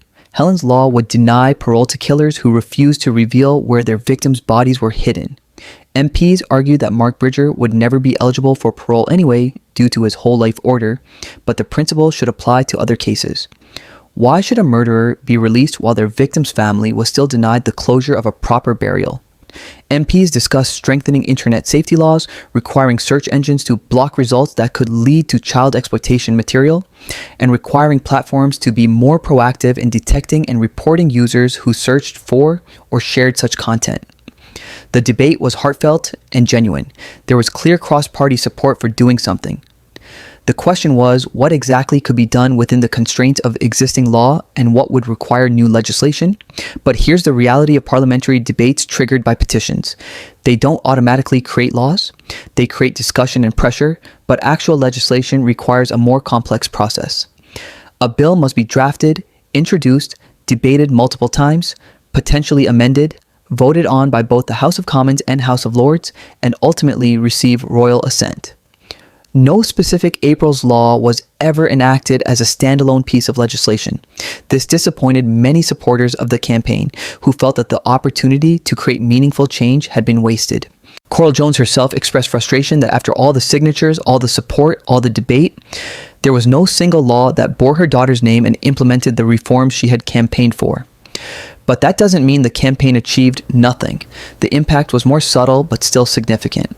The most direct and immediate result of the campaign came not from Parliament, but from the tech industry. In November 2013, just months after Bridger's conviction, major search engine companies announced significant changes to how they handle searches related to child exploitation material. Google and Microsoft, which operates Bing, announced that they were modifying their search algorithms to actively block results from over 100,000 search terms associated with child abuse imagery. When someone entered one of these search terms, instead of returning results, they would see a warning message stating that child sexual abuse imagery is illegal and providing information about how to report such material. This was a major change. Previously, search engines had argued that they were simply indexing what existed on the internet and couldn't be held responsible for what users searched for. Under pressure from April's Law campaign, from Prime Minister David Cameron, who personally backed these changes, and from public outrage about Mark Bridger's easy access to such material, Google and Microsoft shifted their position. The Internet Watch Foundation, which monitors child abuse content online, reported remarkable results. In 2012, approximately 18% of websites hosting child abuse imagery were based in the UK. By 2015, that figure had dropped to just 0.2%. That's a 98.9% reduction. Obviously, not all of that reduction can be attributed to April's Law campaign or the search engine changes. Law enforcement operations and other initiatives played roles too. But the timing suggests that the attention brought to this issue by April's case and the public pressure that followed contributed significantly to these improvements. Separately, April's Law campaign contributed to ongoing discussions about online safety that eventually culminated in the Online Safety Act 2023. This comprehensive legislation, which came into force in stages through 2024 and 2025, requires platforms to protect children from harmful content, mandates age verification for certain types of content, and creates substantial penalties for companies that fail to comply. The Act's child safety codes came into force in July 2025, nearly 13 years after April's murder. These codes require platforms to take proactive steps to prevent children from encountering harmful material, including child exploitation imagery. While the Online Safety Act isn't called April's Law and covers many issues beyond child safety, the campaign's influence can be seen in how seriously the legislation treats protection of children online. The parliamentary debates in 2017 kept these issues in the political consciousness, creating pressure that contributed to the eventual passage of more comprehensive legislation. Regarding sex offender registration, there were incremental changes, but not the sweeping reform the campaign sought. The Sexual Offences Act 2003, which governs the sex offender register in the UK, was not fundamentally revised. However, courts have become less likely to remove offenders from the register, and more offenders are being given indefinite registration requirements. Helen's law regarding parole for killers who won't reveal body locations did eventually become law, the Prisoners' Disclosure of Information about Victims. Act 2020 received royal assent in November 2020. While Mark Bridger will never be eligible for parole regardless, this law does apply to other cases and ensures that failure to disclose information about victims' remains is considered by parole boards. So did April's law succeed? It depends on how you measure success. If success means a single, comprehensive piece of legislation called April's Law that implemented all the campaign's goals, then no, it didn't succeed. But if success means raising awareness, creating pressure for change, contributing to incremental reforms, and ultimately making children safer online and ensuring that predators face stronger consequences, then yes, it succeeded at least partially. Coral Jones has expressed mixed feelings about the campaign's results. On one hand, she's proud that April's name became associated with efforts to protect children. On the other hand, she wishes more had been achieved more quickly. "We lost April," she said in an interview. "But if the campaign prevents even one other family from going through what we've been through, then it will have been worth it." Beyond the legal and political dimensions of April's case, there's a psychological dimension that's crucial to understanding the full impact of what happened. This case affected multiple groups in different but profound ways. April's family, the wider community of Mashinlath, the investigators and searchers who worked the case, and even the broader British public who followed the story.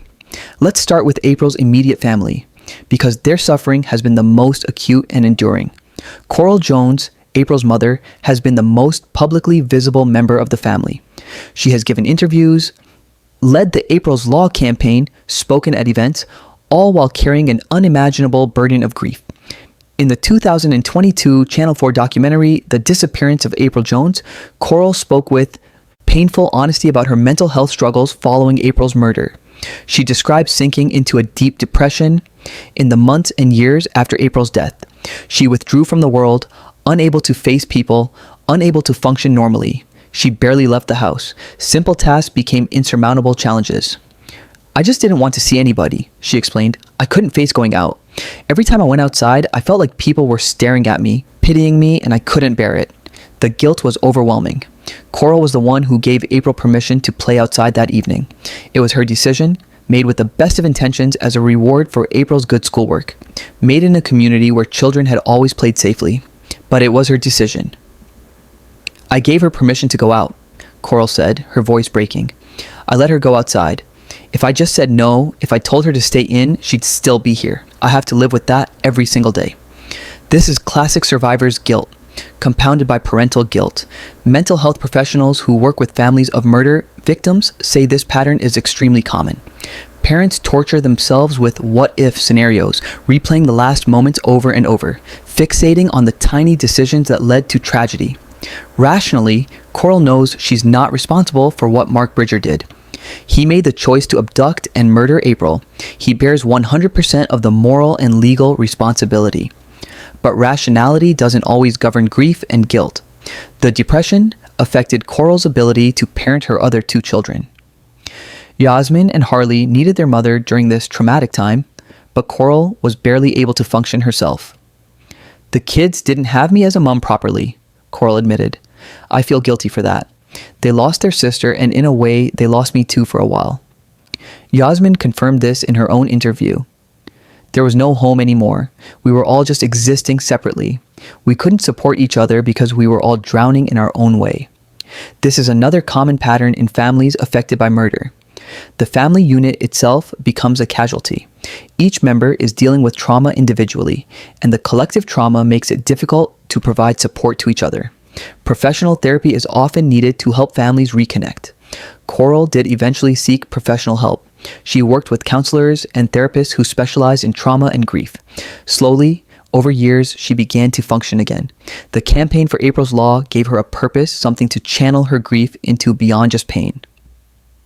By 2022, Coral reported that she was in a better place mentally, though the grief would never disappear. "I've learned to live with it," she said. "You never get over losing a child, especially not like this, but you can learn to exist alongside the grief rather than being completely consumed by it." But there remains one source of ongoing psychological torture for Coral: the fact that April's body was never fully recovered. Mental health professionals who work with families of homicide victims have documented something called ambiguous loss. This occurs when there's no body or only partial remains, creating a psychological state where the loss isn't complete or confirmed in a tangible way. Even when families know intellectually that their loved one is deceased, the absence of a body or gravesite makes it harder for the brain to fully process and accept the death.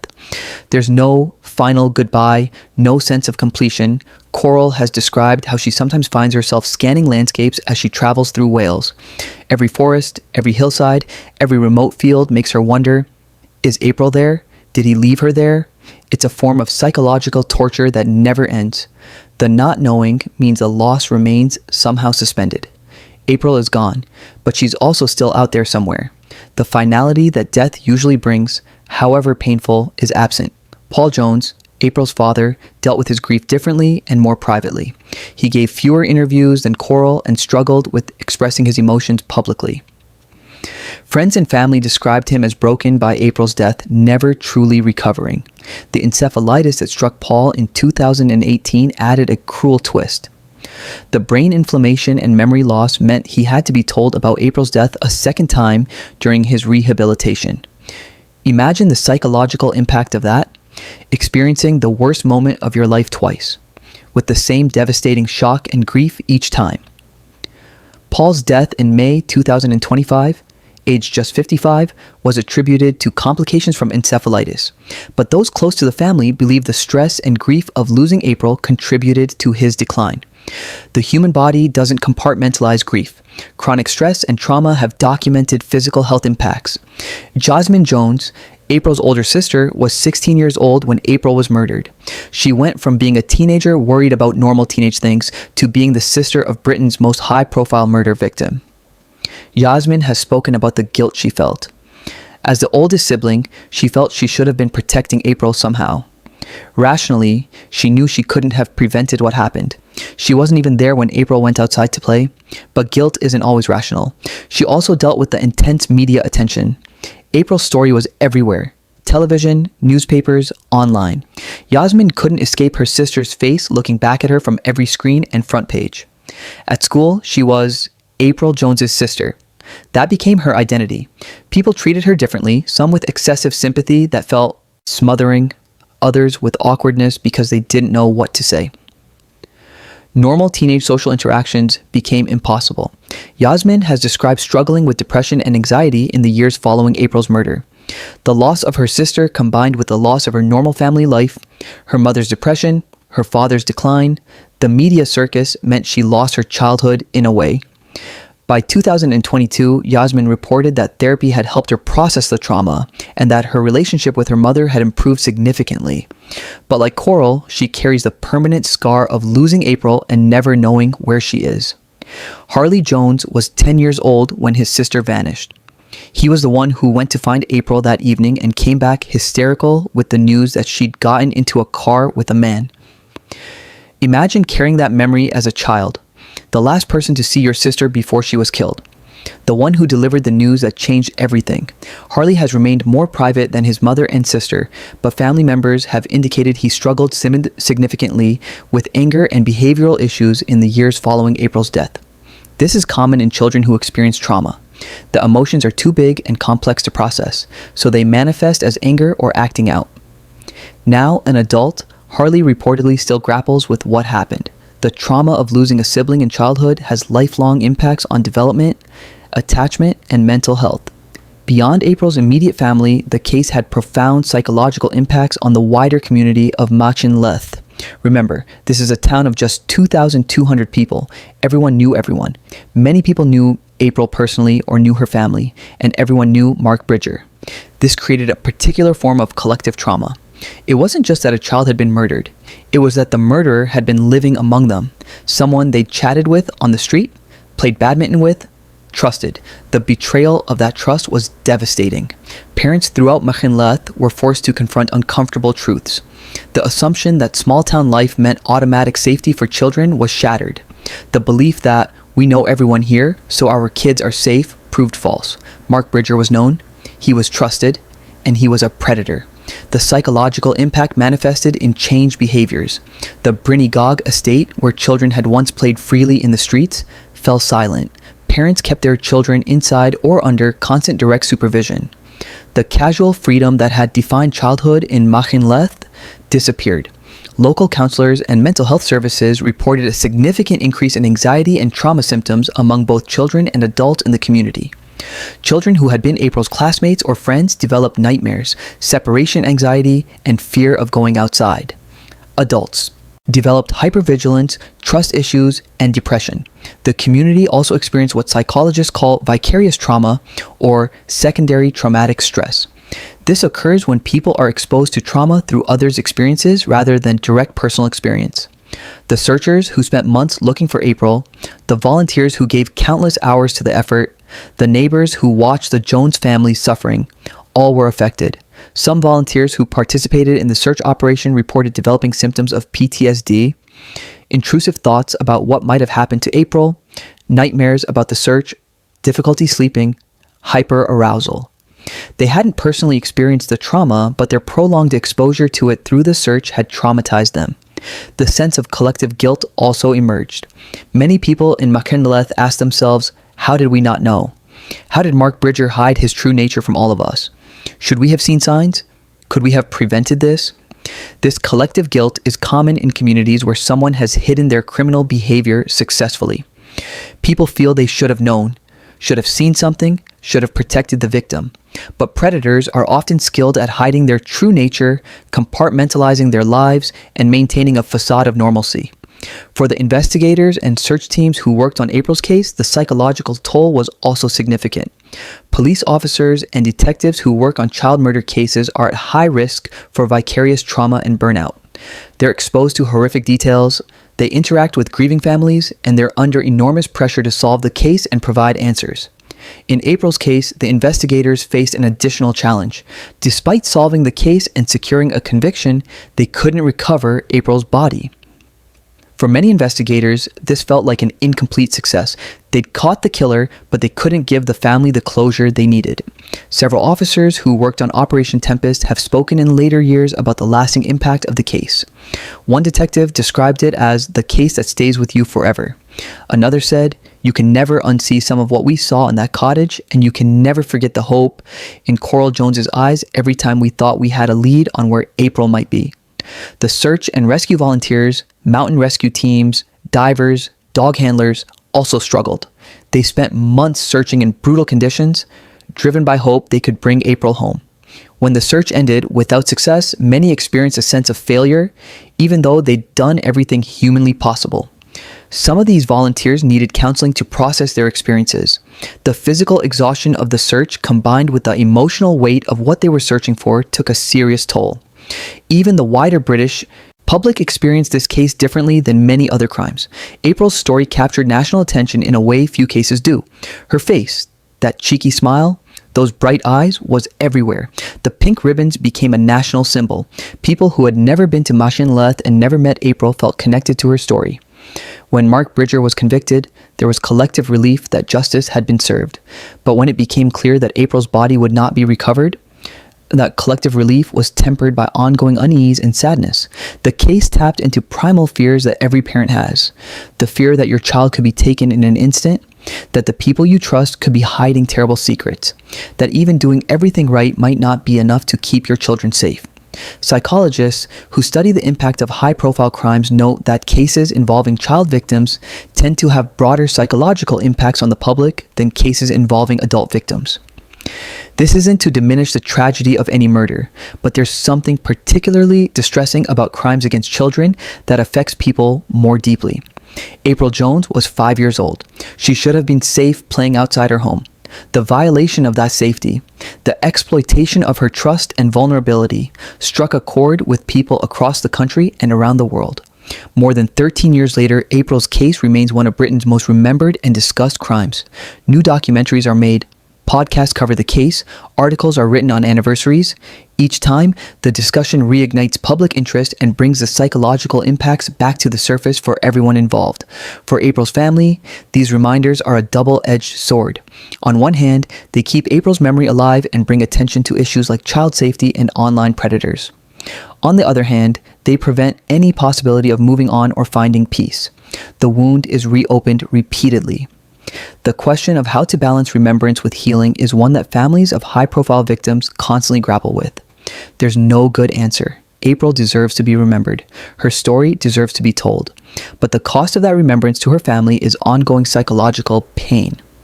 As we move forward in understanding this case, it's crucial to remember that behind every fact, every piece of evidence, every legal proceeding, there are real people experiencing real trauma that will last their entire lives.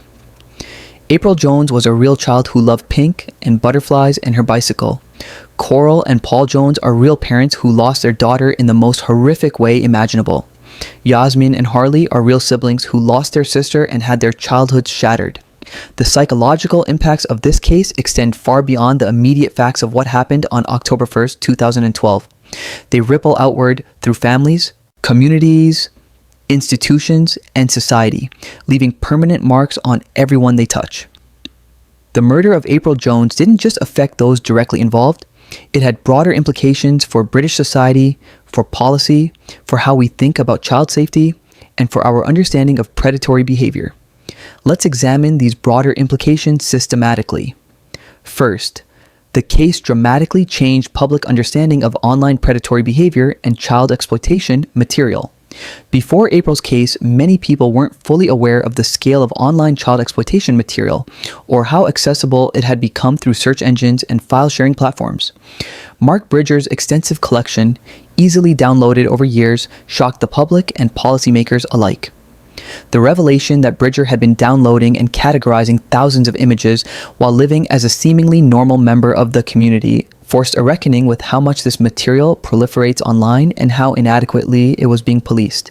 The practice of sequencing, placing normal photos of children alongside exploitation material, was particularly disturbing and not widely known by the public before this case. The fact that Bridger had downloaded innocent Facebook photos of local children, including April, and incorporated them into his collection, revealed a grooming and fantasy-building process that many hadn't understood. This led to increased awareness among parents about privacy settings on social media and the importance of limiting what photos of children are publicly accessible online. In the years following April's murder, there was a documented increase in parents restricting who could see photos of their children on social media platforms. Schools began incorporating digital safety education into curricula more seriously, teaching children about online predators and privacy. Organizations focused on child safety saw increased funding and support for their educational programs. Second, the case highlighted the limitations of criminal background checks and monitoring systems. Mark Bridger had an extensive criminal record involving violence, but nothing in his official record indicated he was a danger to children. There were no prior convictions for sexual offenses or child exploitation material possession. This meant that standard criminal background checks, the kind used for employment in roles involving children, for example, would have shown his violent history but wouldn't have specifically flagged him as a child predator. The case raised difficult questions. Should anyone with a violent criminal history be prohibited from roles involving children even if the violence wasn't sexual in nature? How do we identify predators who haven't yet been caught for sexual offenses? There are no easy answers to these questions. Britain's Disclosure and Barring Service, DBS, system, which conducts criminal background checks, has limitations. It can only flag convictions and certain police intelligence. It can't predict future behavior or identify hidden proclivities. After April's case, there were calls for more comprehensive monitoring of individuals with any concerning history. But civil liberties organizations raised concerns about overreach and discrimination. The balance between public safety and individual rights remains contested.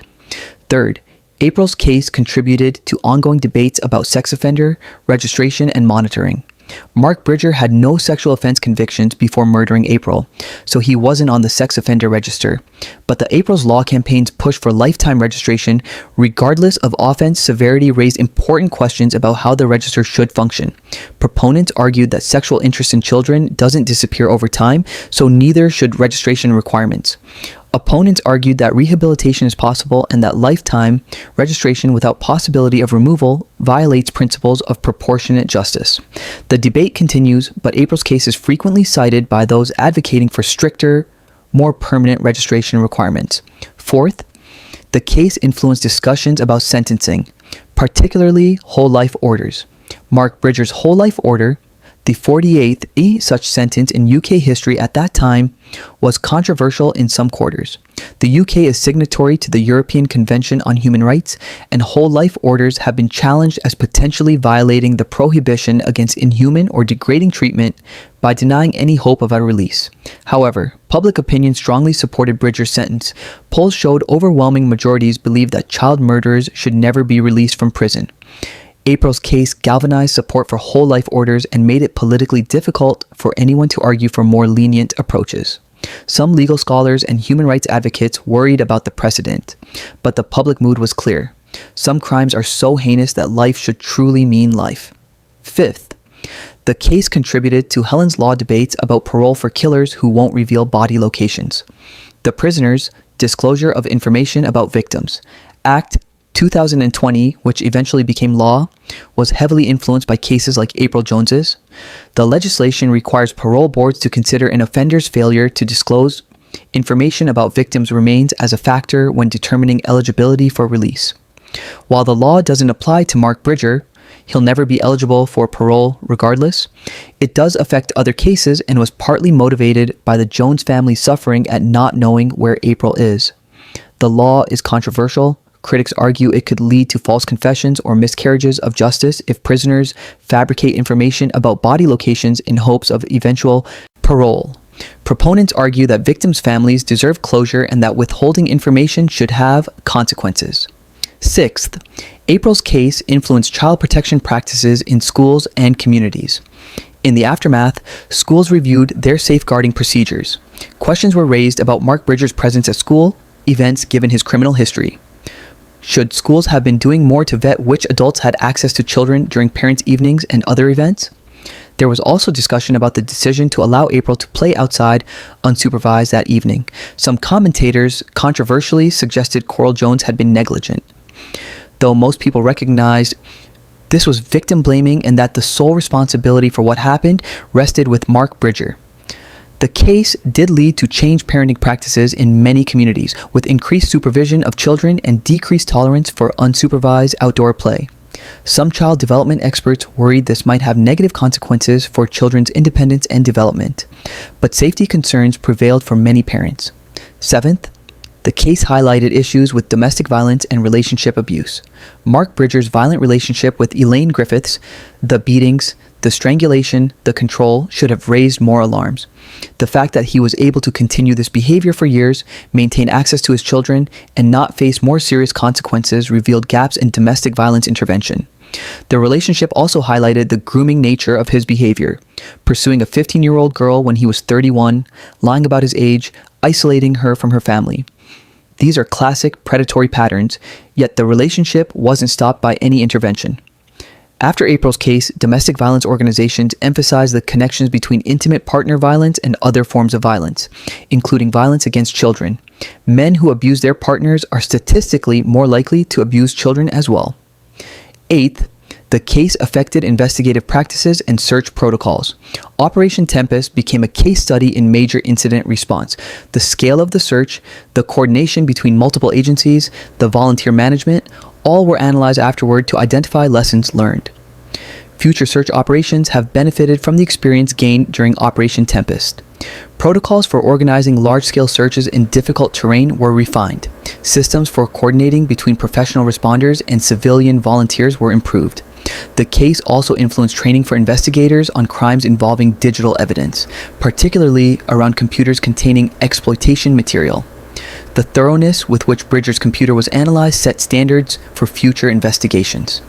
Ninth, April's case influenced media reporting practices on child victims. There was significant debate about the extent to which April's image should be used in media coverage. Her face was everywhere, on television, in newspapers, online. While this helped with the initial search for her, it also raised questions about privacy and dignity for child victims. Some media organizations revised their policies on reporting crimes against children, establishing clearer guidelines about use of victims' images and information. The balance between public interest and protecting victims remains challenging. 10th, the case contributed to broader cultural conversations about child safety and societal responsibilities. April's murder forced Britain to confront uncomfortable truths. Predators can be anyone. Communities aren't automatically safe.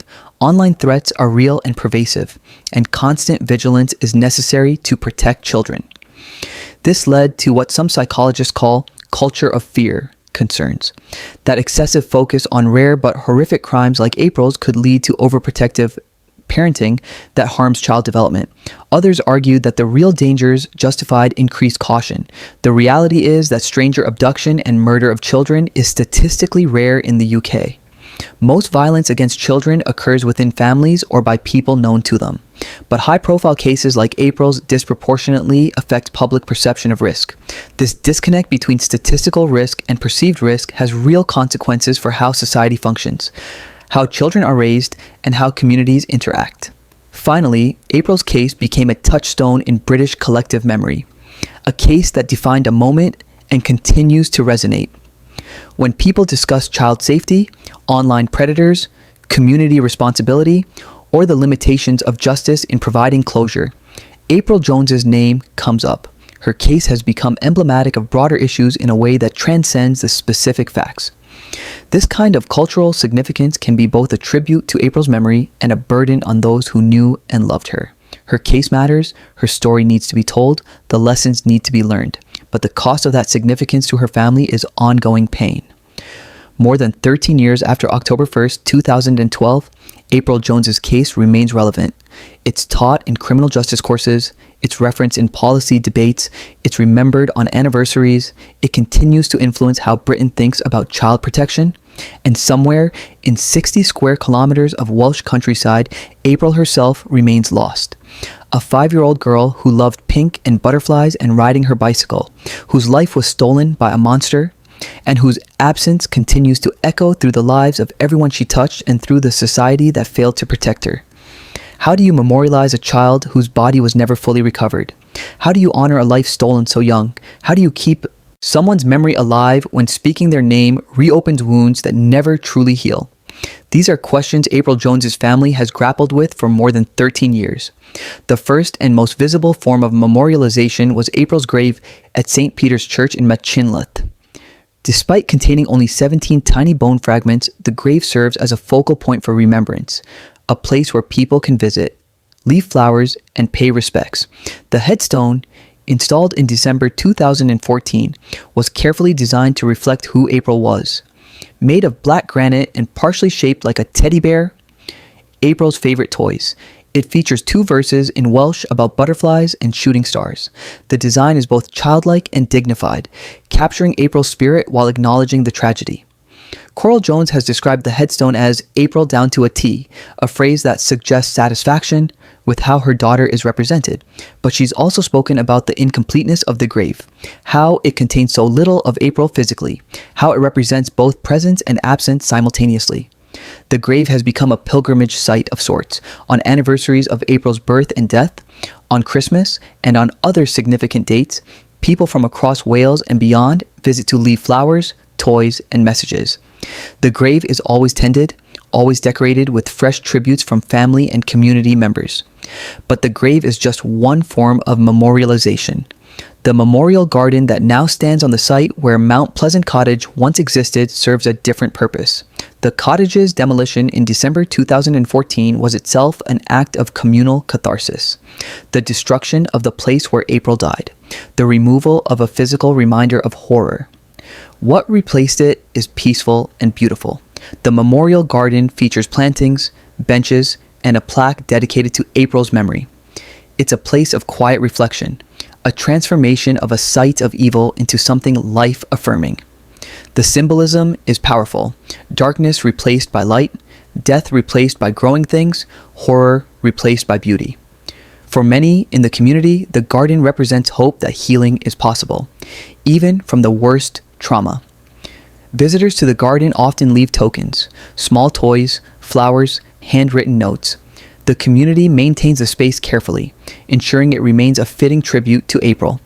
The pink ribbons that appeared throughout Machin Leth in October 2012 never completely disappeared. While most were eventually removed, one remains permanently tied to the railings at Machin Leth's clock tower, the town's central landmark. That ribbon has become one of the most enduring symbols of April's memory. It's been stolen multiple times over the years, causing distress to April's family each time. But someone always replaces it, ensuring that this visible reminder of April remains in the heart of her town. The clock tower itself was lit pink on the first anniversary of April's disappearance and has been lit pink on subsequent anniversaries. The illumination is visible throughout the town, a communal act of remembrance that brings the community together each year. These anniversary observances have become important rituals for Machin Leth. Each October 1st, there are gatherings, moments of silence, and renewed commitments to child safety and community responsibility. The rituals serve multiple functions: honoring April, supporting her family, reinforcing community bonds, and processing ongoing collective grief. Beyond these physical memorials, April's memory has been preserved through various charitable and educational initiatives. The Campaign for April's Law, regardless of its legislative outcomes, keeps April's name associated with efforts to protect children. Every time child safety is discussed in policy contexts, April Jones is mentioned. Her case has become part of the conversation about how society protects its most vulnerable members. Various child safety organizations in Wales and across the UK have invoked April's name in their educational materials and fundraising efforts. While the family doesn't have an official foundation in April's name, they've supported numerous initiatives that align with the values the April's Law campaign promoted. Schools have used April's case carefully and age-appropriately to teach children about stranger danger, online safety, and the importance of telling trusted adults about anything that makes them uncomfortable. April's story has likely contributed to preventing other children from falling victim to predators. The media coverage of April's case, while sometimes intrusive for the family, has also served a memorializing function. Documentaries, news retrospectives, and articles keep her story in public consciousness. This ensures that April is not forgotten, that her case continues to influence policy and practice, and that the lessons learned remain relevant. The 2022 Channel 4 documentary, The Disappearance of April Jones, provided the most comprehensive recent examination of the case. Featuring interviews with Coral and Yasmin Jones, investigators and community members, the documentary presented April as a real child with a full personality, not just a victim or a symbol. This humanizing portrayal is important. It's easy for victims in high-profile cases to become abstractions, names and faces associated with tragedy but lacking dimension and reality. The documentary worked to counter that by showing April as she was: funny, determined, beloved, full of life. Similarly, various podcast series and YouTube channels have covered April's case over the years. While some of this coverage is more respectful and thorough than others, the cumulative effect is that April's story reaches new audiences who might not have been aware of it. This presents a challenge for April's family. Each new documentary or podcast or article means reliving the trauma, seeing April's face everywhere again, reading about the terrible details of her death. Yet refusing all coverage would mean April might be forgotten, and her family has consistently said they want her remembered. It's an impossible balance. Memorialization requires publicity, but publicity brings pain. Coral Jones has been thoughtful about which media requests she accepts. She's prioritized serious, respectful journalism that treats April's case with appropriate gravity. She's declined sensationalized or exploitative coverage that seems more interested in entertainment than education or remembrance. This curation of April's public memory is an ongoing responsibility that Coral has largely shouldered alone since Paul's death. It's exhausting work, constantly making decisions about how April should be remembered, who should tell her story, what details should be public versus private.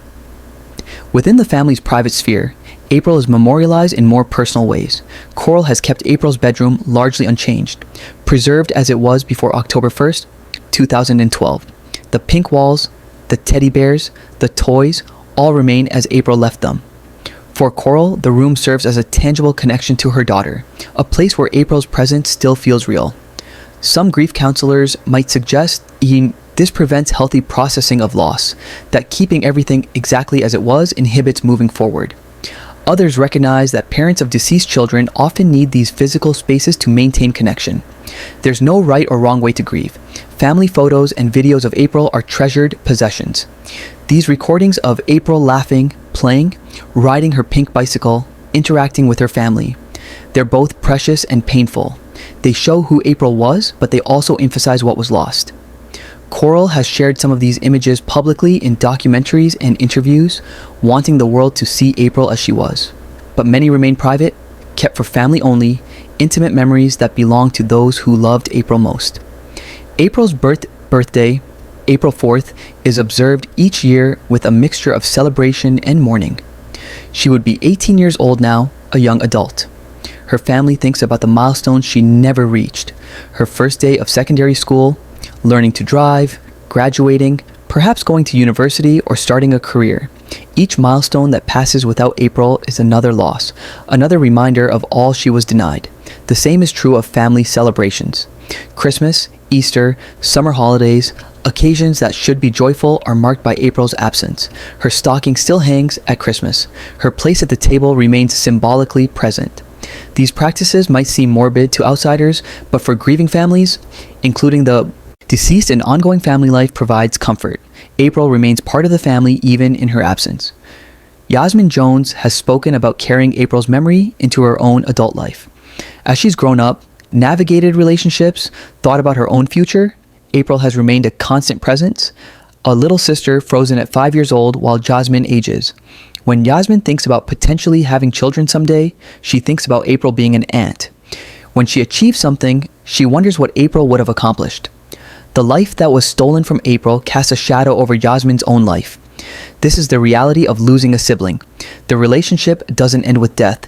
It just transforms into something more painful and complex. For the wider community of Machinaleth, memorializing April has been about maintaining awareness and commitment to child safety, while also trying to move forward and heal. The town wanted to honor April without being defined solely by tragedy.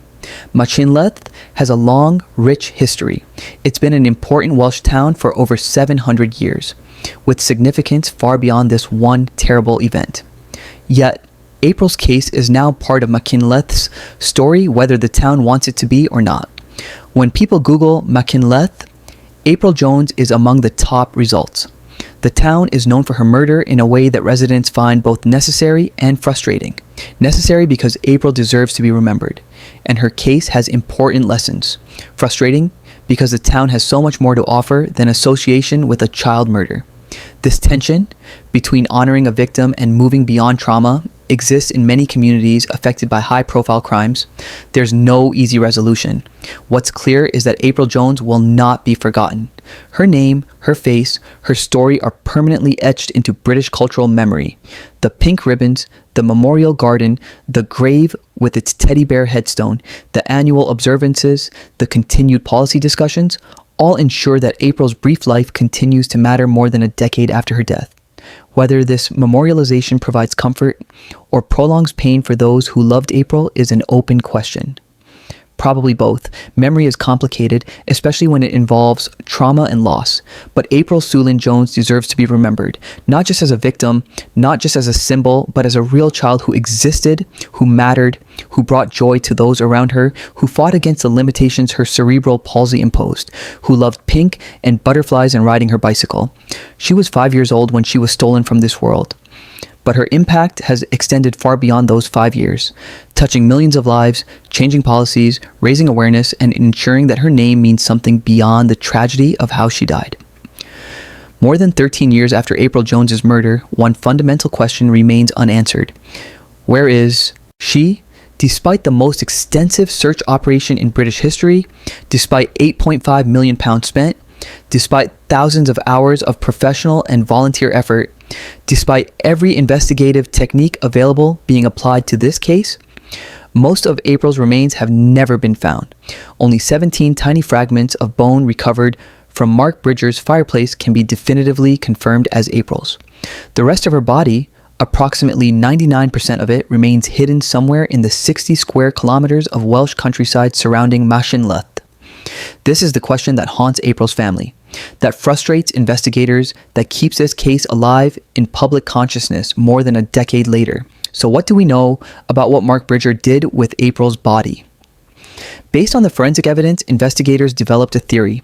After murdering April at Mount Pleasant Cottage, likely shortly after abducting her around 7:15 on the evening of October 1st, Bridger began the process of disposing of her body. The blood evidence throughout the cottage suggests April died in the living room, possibly on or near the carpet where the largest blood pooling was found.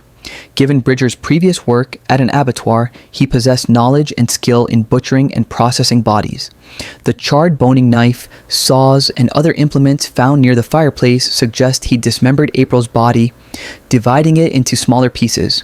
Some of these pieces were burned in the wood-burning stove. The stove had clearly been burning intensely for many hours. Witnesses reported the cottage being uncomfortably hot when police entered it. The 17 bone fragments found in the ashes represent what survived the burning process. But cremation of an entire human body requires temperatures of around 1,400 to 1,800 degrees Fahrenheit maintained for several hours. A domestic wood-burning stove, even running at maximum capacity, cannot achieve complete cremation. Most of April's body would have survived the burning process. So what did Bridger do with the rest?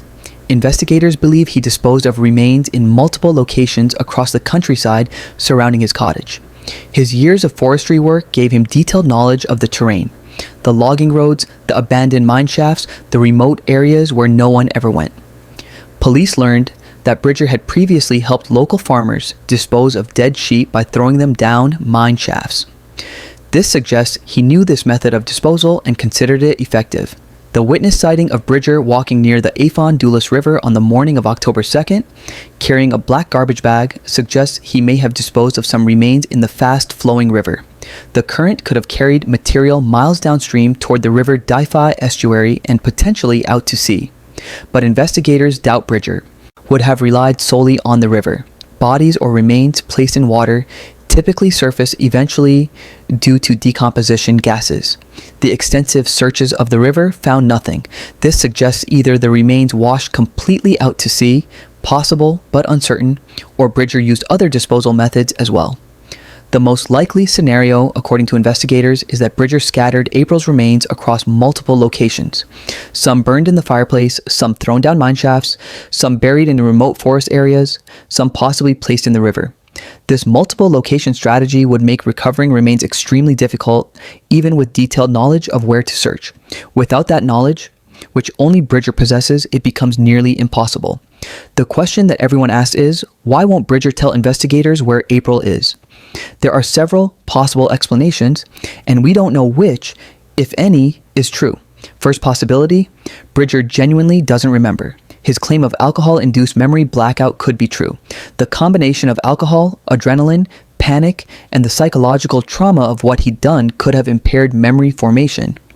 Some neuroscientists acknowledge that extreme stress can affect memory encoding, though they're skeptical that someone could forget entirely where they place remains over multiple locations. Second possibility, Bridger is lying about memory loss as a final act of control and cruelty. By withholding information about April's location, he maintains power over her family and ensures ongoing attention to himself. Some psychologists who study violent offenders suggest this kind of continued victimization of families is not uncommon among those with narcissistic or sadistic personality traits. Third possibility, Bridger fears that revealing the location of remains might provide additional evidence against him or complicate his already terrible legacy. Perhaps the condition or location of remains would reveal details about what he did to April that aren't currently known. He may prefer to leave some details ambiguous rather than face the full horror of his actions being known. Fourth possibility, Bridger is protecting himself from other prisoners. The attack that left him with over 40 stitches was allegedly motivated by trying to force him to reveal where April was. If other inmates believe he genuinely doesn't know or can't tell them, the motivation for attacks decreases. Revealing the location might paradoxically make him more vulnerable to prison violence. Fifth possibility, some combination of the above. Human psychology is complex, and Bridger's motivations may involve multiple factors. What's frustrating for investigators is that even if Bridger decided to tell the truth tomorrow, verification would be difficult. He could claim he put remains in a specific mineshaft or buried them in a specific location, but without physical evidence. How do we know he's telling the truth versus sending searchers on false trails? This is one reason Helen's law, requiring disclosure for parole consideration, may not work as well as hoped. Offenders could fabricate disclosures to improve their chances of parole, wasting resources and traumatizing families with false hope. The question of what more could be done to locate April's remains is complex. Ground-penetrating radar technology has improved significantly since 2012. In theory, resurveying areas around Mount Pleasant Cottage and along routes Bridger might have traveled could detect buried remains or disturbed earth, but the scale of the area and the density of vegetation makes this extremely resource-intensive. Ground-penetrating radar works best on relatively clear ground. In dense Welsh forest, its effectiveness is limited. Cadaver dogs were used extensively during the original search. Their ability to detect human remains is remarkable. They can sense decomposition scent even after years. But again, the scale of the search area and the possibility that remains were placed in locations dogs couldn't access, like down mineshafts or in riverbeds, limits their usefulness now. Advanced DNA technology continues to improve. In theory, environmental DNA sampling of water sources, soil, or other materials from suspected locations could detect traces of April's DNA. But this is expensive, time-consuming, and produces high rates of false positives from environmental contamination. The reality is that without specific information about where to search, the chances of finding April's remains decrease significantly with each passing year. Decomposition, wildlife activity, and environmental processes continue to disperse and destroy organic material. If remains were placed in the river and carried to sea, they're almost certainly unrecoverable now. If buried in remote forest, they're covered by over 13 years of leaf litter and vegetation. If thrown down mine shafts, they're in dangerous, potentially flooded and collapsed spaces that are extremely difficult to search. This doesn't mean the search will never resume. Dyfed Powys police have stated that any credible, new information would trigger renewed search efforts.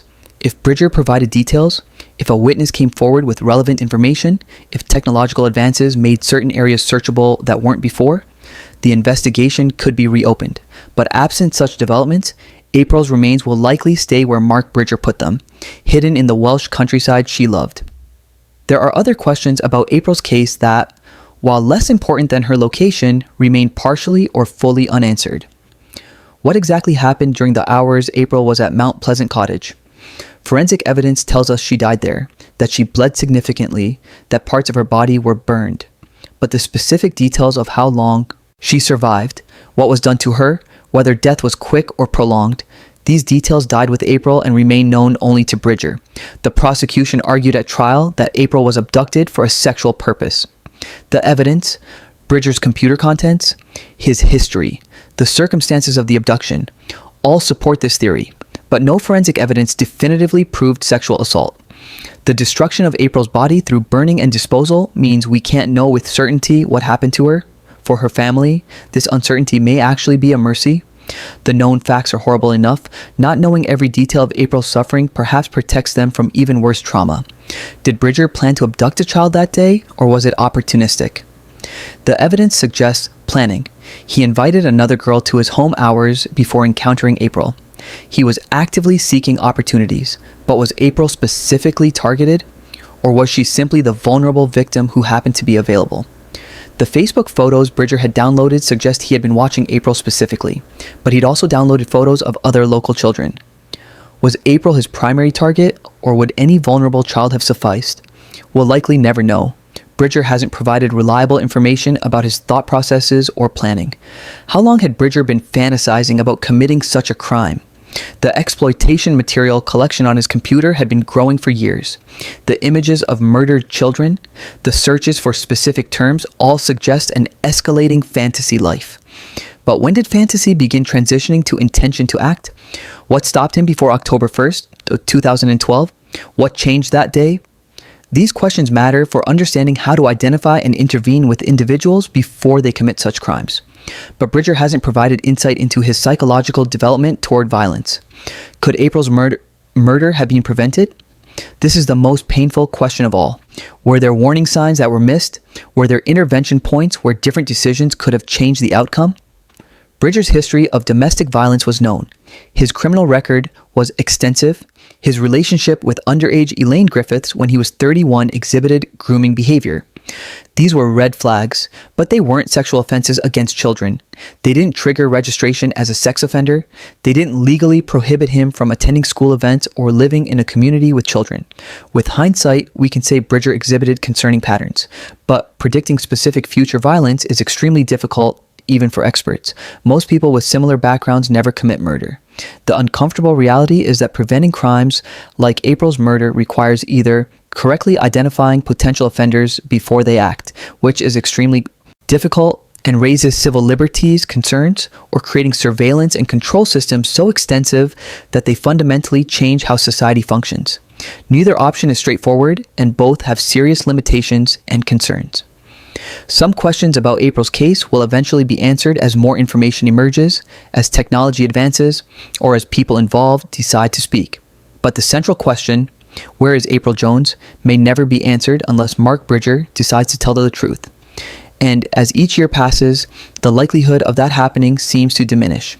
We've reached the end of this investigation, but before we close, it's important to step back and reflect on what April Jones's case really means, what it teaches us, and why it continues to matter more than 13 years after that October evening in 2012. This is a case about many things: predatory behavior, community response, investigative challenges, the limitations of justice, but fundamentally, it's a case about a 5-year-old girl who should still be alive. April Sue Lynn Jones would be 18 years old now. She'd be finishing secondary school, thinking about university or career paths, navigating the challenges of young adulthood. She'd be driving, dating, planning her future. She'd be supporting her mother through the grief of losing Paul, being a sister to Jasmine and Harley as they all entered adulthood together. All of that was stolen from her on October 1st, 2012 by Mark Bridger, a man who had been hiding his true nature from everyone around him while living as a seemingly ordinary member of a small Welsh community. The gap between Bridger's public persona and his hidden reality is one of the most disturbing aspects of this case. He wasn't a suspicious stranger lurking in shadows. He was a neighbor, a father, someone people played badminton with and chatted with on the street. He was trusted. This reveals an uncomfortable truth. Predators often don't look like monsters. They look like everyone else. They integrate into communities, they build trust, they hide their true nature until the moment they choose to act. This makes prevention incredibly difficult. How do we protect children from people who appear normal? How do we identify threats when they're disguised as friends and neighbors? There are no easy answers. Some measures help. Thorough background checks for anyone working with children, education about appropriate boundaries and behavior, teaching children to trust their instincts and report uncomfortable situations, monitoring online spaces where predators operate. But none of these measures are foolproof. Mark Bridger had a violent criminal background, but no sexual offense convictions. Standard safeguarding checks wouldn't have specifically flagged him as a child predator. He was allowed at school events because he had children who attended the school. Nothing in the system would have prevented him from being exactly where he was on October 1st. April's case forces us to confront the limits of how much we can protect children without fundamentally changing how society functions. Perfect safety would require constant surveillance, severe restrictions on freedom of movement, and intrusive monitoring of everyone. Most people don't want to live in that kind of society. So we accept some level of risk, calculated risk, managed as well as possible through various safeguarding measures, but risk nonetheless. And occasionally, tragically, a child falls victim despite all precautions. This doesn't mean we shouldn't try to improve protections. April's law campaign, the changes to search engine algorithms, the enhanced online safety legislation, all of these measures help reduce risk. Every child protected by these changes is a victory, but we also have to acknowledge the limits of what's possible. Not every tragedy can be prevented. Not every predator can be identified before they act. Not every child can be kept completely safe. This is a difficult truth, especially for parents. The desire to protect our children is one of the most fundamental human instincts. April's case triggers primal fears because it demonstrates that even doing everything right, living in a safe community, teaching your child appropriately, Making reasonable decisions about supervision might not be enough. The question of blame and responsibility in April's case has been contentious from the beginning. Some people blame Coral Jones for allowing April to play outside that evening. This is victim blaming and entirely inappropriate. Coral made a reasonable parenting decision in the context she had. A safe community, a short time period, a contained area close to home. She did nothing wrong. The sole person responsible for what happened to April Jones is Mark Bridger. He made the choice to abduct her. He made the choice to murder her. He made the choice to destroy evidence and hide her body. Every bit of moral and legal culpability rests with him, but some people also ask, could the community have done more? Could Bridger's ex-partners who knew about his violence? Could authorities who had arrested him multiple times? Could neighbors who saw him at school events? This is a more complex question. Bridger's history of domestic violence was known to his victims and to police. His criminal record was extensive. His behavior at times raised concerns, like his inappropriate approach to the teenage girl at parents' evening. But none of these things, individually or collectively, are clearly indicated he was an imminent threat to murder a child. Domestic violence is horrendous and should be prosecuted vigorously, but most domestic abusers never murder children. Criminal records for violence don't automatically mean someone will commit sexual murder. Inappropriate behavior is concerning, but doesn't prove criminal intent. Predicting specific acts of extreme violence is extraordinarily difficult. We can identify risk factors and patterns, but moving from this person has concerning characteristics to this person will definitely commit a specific crime is not possible with current knowledge and tools. So while it's worth examining whether any intervention points were missed, it's also important not to Monday morning quarterback a tragedy with the benefit of hindsight. The people who knew Bridger worked with the information they had at the time. Unless someone knew specifically that he was planning to harm a child and failed to report it, assigning blame beyond Bridger himself is problematic. The response to April's disappearance, the massive search operation, the community mobilization, the national attention demonstrates the best of human nature. Thousands of people gave their time, energy, and resources to try to find one little girl. They did this despite terrible weather, difficult terrain, and dwindling hope. They did this because it was the right thing to do. That response should be celebrated. Machinlath and the wider community showed extraordinary compassion and solidarity. The town received recognition for this, and rightfully so, but the response also reveals something about how society values victims. April's case received enormous attention and resources. Why? Several factors. She was young, she was innocent, she was from a small town where these things shouldn't happen. She had a compelling story. She had a visible disability that made her seem extra vulnerable. Other victims don't receive the same attention. Missing adults, victims from marginalized communities, victims whose stories are more complicated, they often don't get the same response. This isn't to criticize the response to April's case, which was appropriate, but to question why every victim doesn't receive similar attention and resources. The phrase hierarchy of victimhood describes how society treats some victims as more deserving of sympathy and resources than others. Children, especially young white children from middle-class backgrounds, tend to receive the most attention.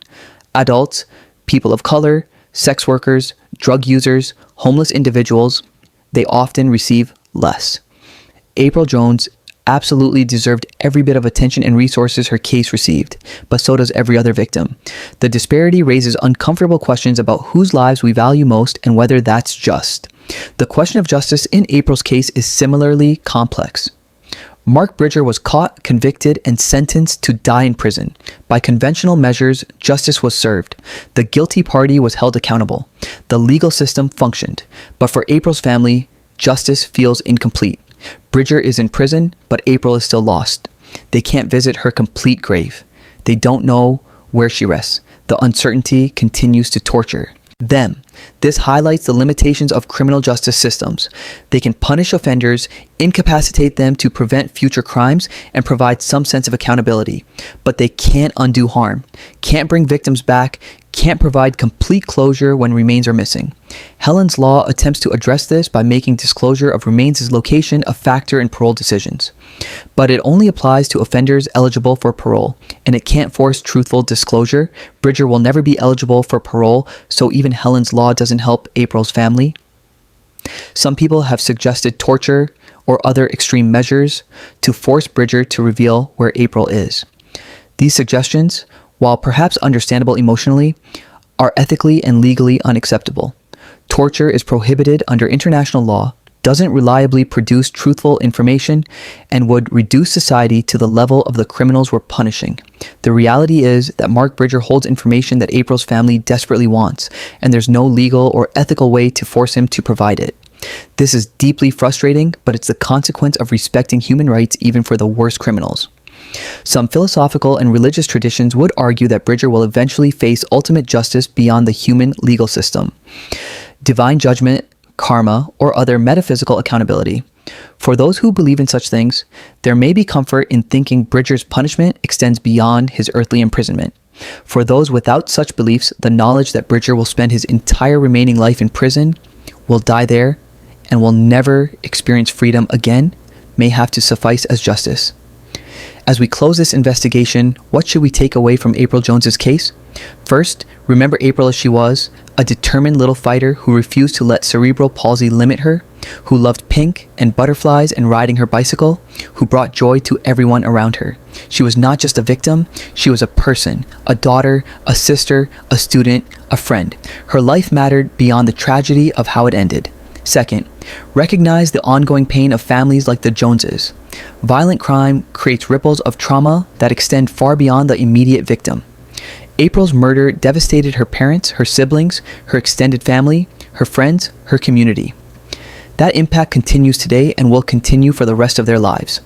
Support for victims' families needs to be long-term, not just in the immediate aftermath of tragedy. Third, acknowledge the limitations of how much we can protect children without fundamentally changing society in ways we might not accept. Perfect safety is impossible. We should do everything reasonable to keep children safe, and we can always improve those efforts. But we also have to accept that some level of risk exists. Not every tragedy can be prevented. Fourth, support evidence-based policies to reduce risks.